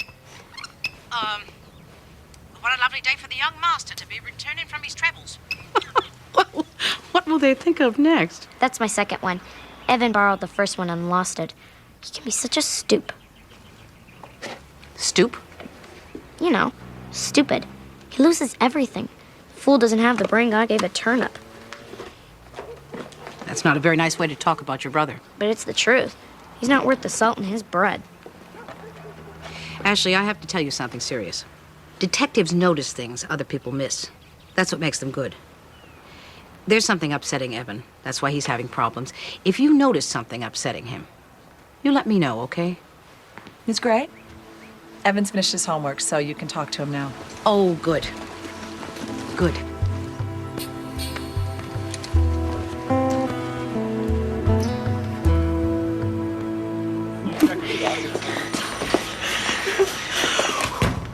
I did it. What? You know, with the Karate Kid.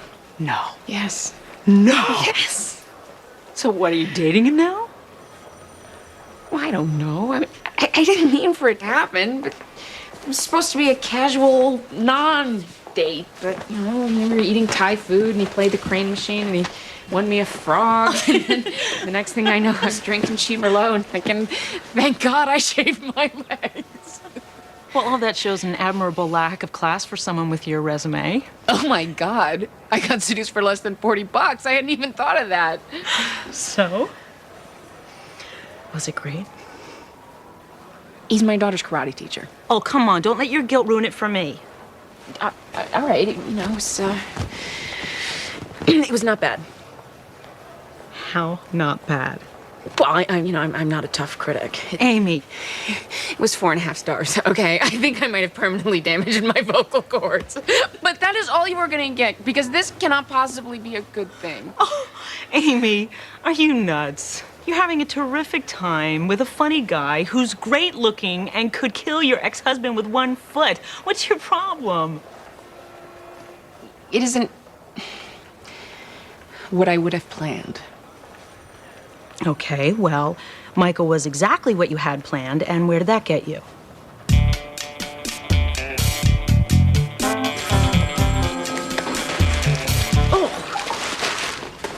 Just because I am the oldest person on staff does not mean I am thereby in charge of office maintenance.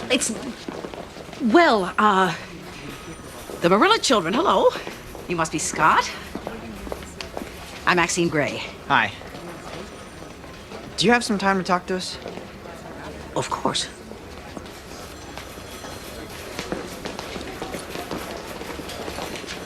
When I was 7 months pregnant, my obstetrician was worried I might be anemic.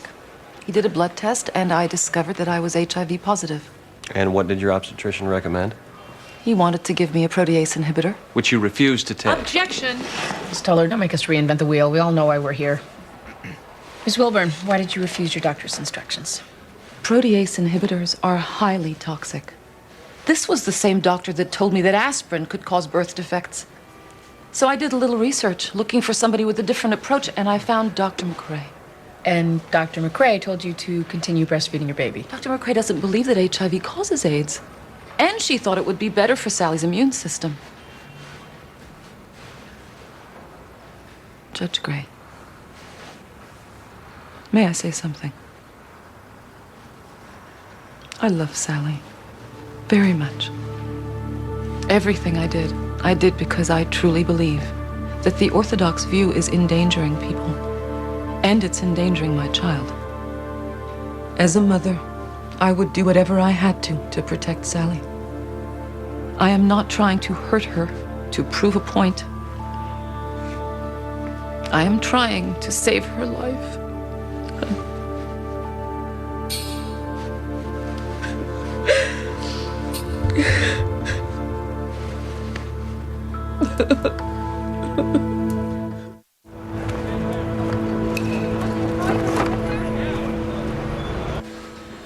I think Evan's problem started when I left because I used to be the peacemaker, you know?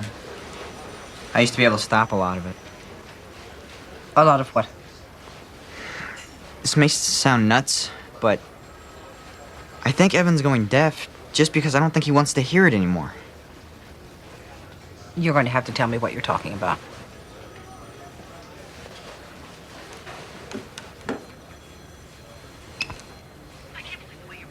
Yeah, no, one of these days I'm leaving you psychopath. easy now. You've turned them all into you. Whiny, neurotic, crazy, and please. stupid. If any of us are crazy, it's from living with you. You know, they had to lock you up somewhere and throw away the key. That's what they Why don't you just get the hell out, stop threatening, and just go? No, because unlike you, I give a damn what happens to this family. You don't give a damn. Go walk out the door like you. Go walk out. I don't give a damn. No, you don't. So every night I'm fighting for these kids. You don't give a damn. You're the one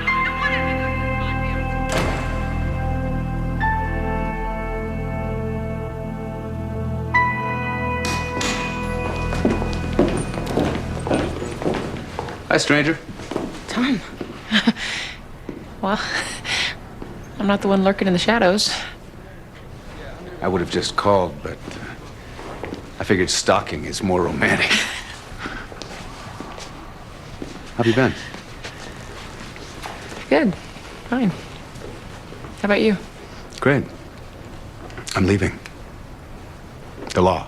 I mean, my brother talked me into investing in this startup. He swears we'll be going public before I've had a chance to pick out office furniture. Congratulations. That's not why I'm doing it. I was ready for a break. This job is, well, you know. I'm ready to do something a little less bludgeoning for a while. So I was thinking about you and our conflict of interest, which won't exist anymore. I was wondering if you'd like to have dinner. Or are you seeing somebody?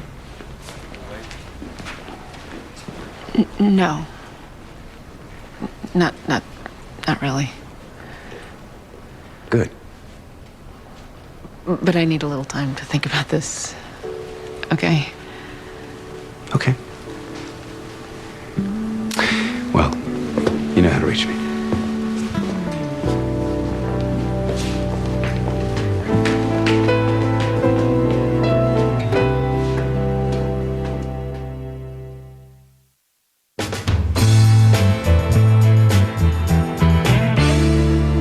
This is a complicated and convoluted case. However, it is not my job to settle this dispute or to come down on one side or the other. It is my job to consider the best interests of the child.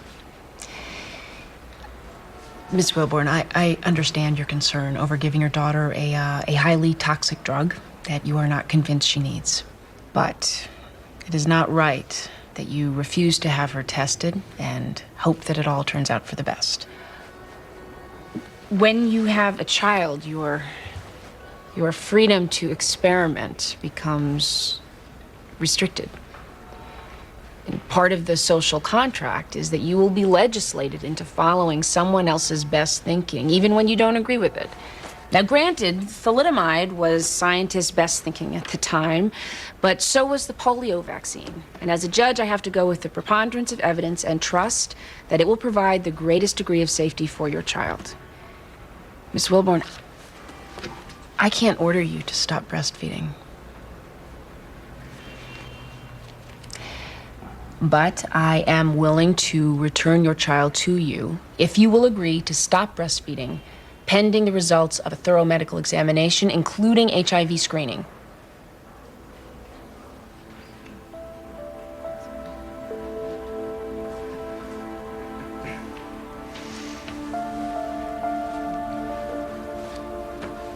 I would agree to that. I'm going to ask DCF to follow up and see if you comply, and if you don't, I will return the child to the custody of DCF for her own protection.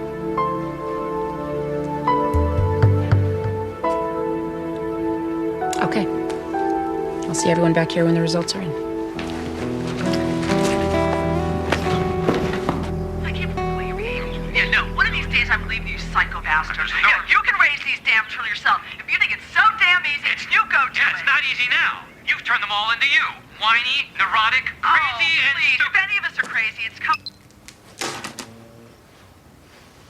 Oh, this is lazy-ass government garbage. Everybody in America yells, and everybody's kids aren't going deaf.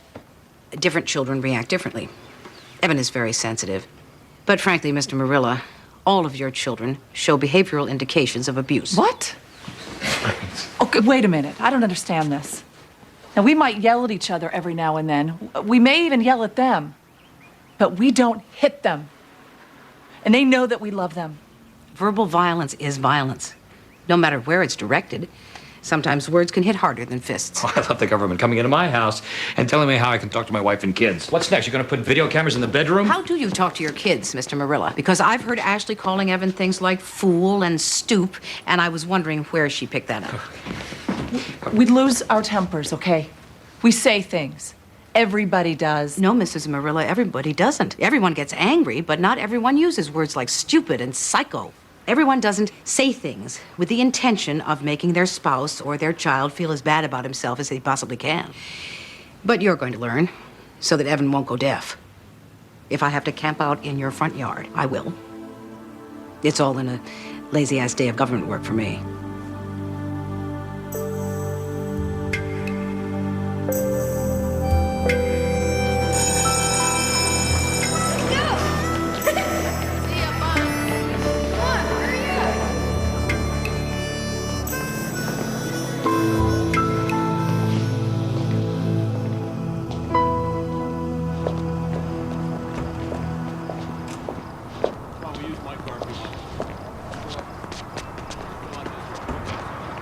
You seem to have this lurking thing. Actually, I'm an habitual loiterer. I've tried 12-step groups, but maybe too late. Well, the first step is admitting you have the problem.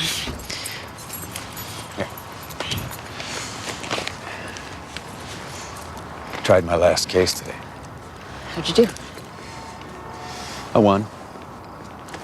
Guess you'd call it that. I placed an emotionally disturbed child with his emotionally disturbed grandmother.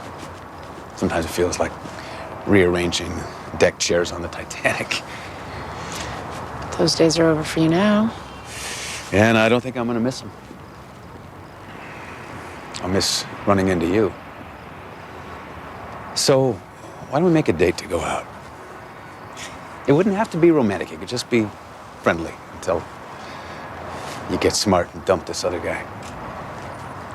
You make a strong case, counselor.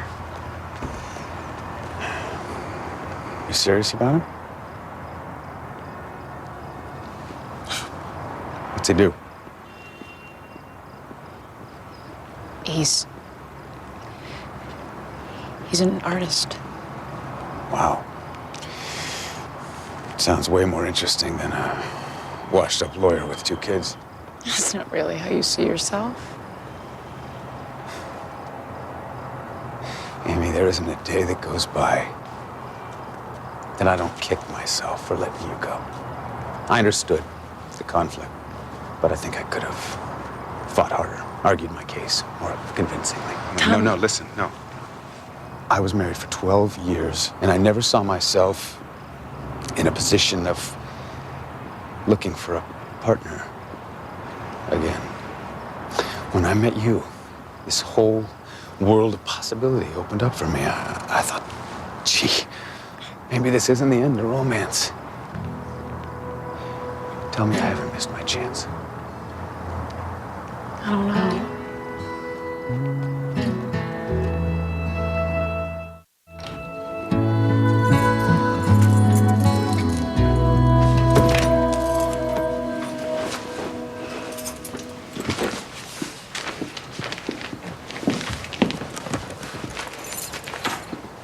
Mia. Rebecca is spending the night with her friend Danielle. I told her it was okay. I know it's a school night, but I thought it would be best if she weren't here. What are you doing? Packing. You know, from never having lived here, I sure have accumulated a lot of stuff. So you're leaving? Why are you so surprised? It's what you wanted. Of course it's not what I wanted. Oh, I know. You wanted me to shape up and turn into someone I'm not and act conventional and give up all my silly ambitions and have dinner on the table when you get home. What are you talking about, Mia? What, are you making this up? I never asked you. You have been trying to change me since high school. And I think you're starting to get it that you might not succeed. Look, you don't have to give up anything. You can stay in New York during the week, run your business, and come home on the weekends and we can... And what? and we can be a family. What's wrong with that? I don't want to be a family. I grew up in a family. It's stifling and oppressive, and people say they want you to be yourself. But what they really want is for you to be their version of who you are. You can't blame me for your parents, man. It doesn't have to be that way for us. You know what? You might be right. And I started thinking about that. Maybe I could ease into this and not scare myself to death. But you couldn't wait for that. You know what? I'm going to get the rest of my stuff tomorrow while you're at work. And I will have my attorney call about Rebecca and a visitation schedule. You don't want to do this. Bruce. Go find someone who wants what you want. It won't be hard, huh?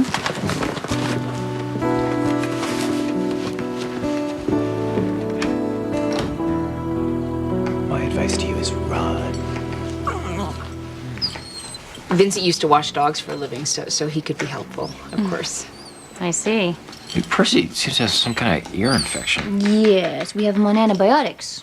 Yeah, but there are a lot of resistant strains. You should probably get a culture done. See? Listen to him. He knows stuff. Well, there's no fence around the yard. You got a high level of traffic on your street. Well, we won't let him out in the yard. I can't keep him cooped up in here. You know, Lauren and I can walk him. That's right. Long walks. They're very good at walking. Socrates lived to a ripe old age without ever leaving the yard. That's another concern I have, Mrs. Gray. You sure you're emotionally ready for a new dog? I am not emotionally ready for 90% of what happens to me. But still, I survive. Yes. But do you want a new dog? Miss Spencer, can I talk to you outside for a minute? Okay. Great.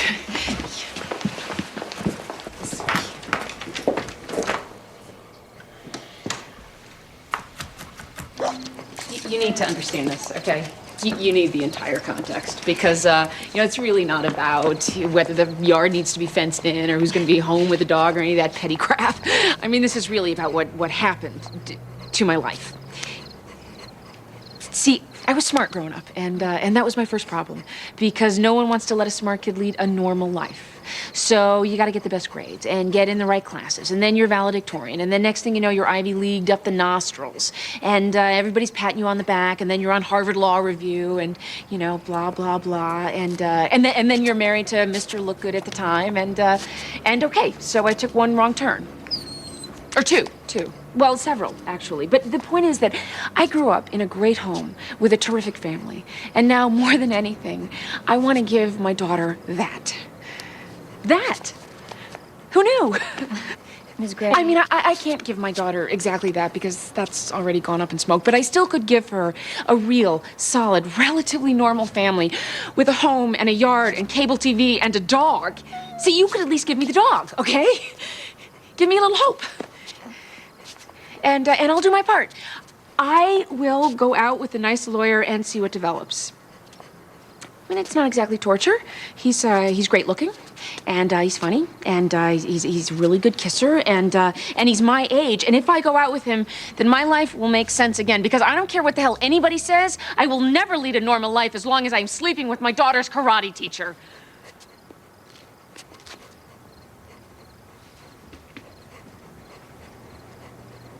Oh, God. Let me guess. You're the karate teacher. I'm here to pick up my niece.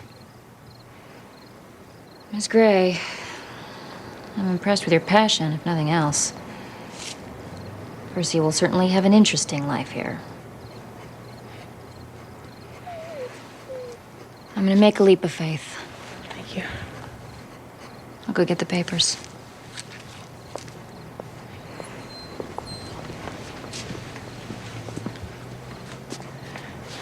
I am so sorry. I really didn't. I didn't. Mean for me to hear that? Yeah. No, I didn't want you to hear it that way. I was trying to figure out a way to tell you. I feel really, really bad about this. I'll survive.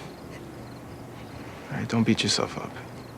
Sometimes people gotta obliterate everything in their past just to get themselves back on track. Yeah. That's exactly how it feels. And sometimes innocent people get incinerated because they happen to be too close to the blast. So, good luck with your normal life. Tell Katie I'm in the car.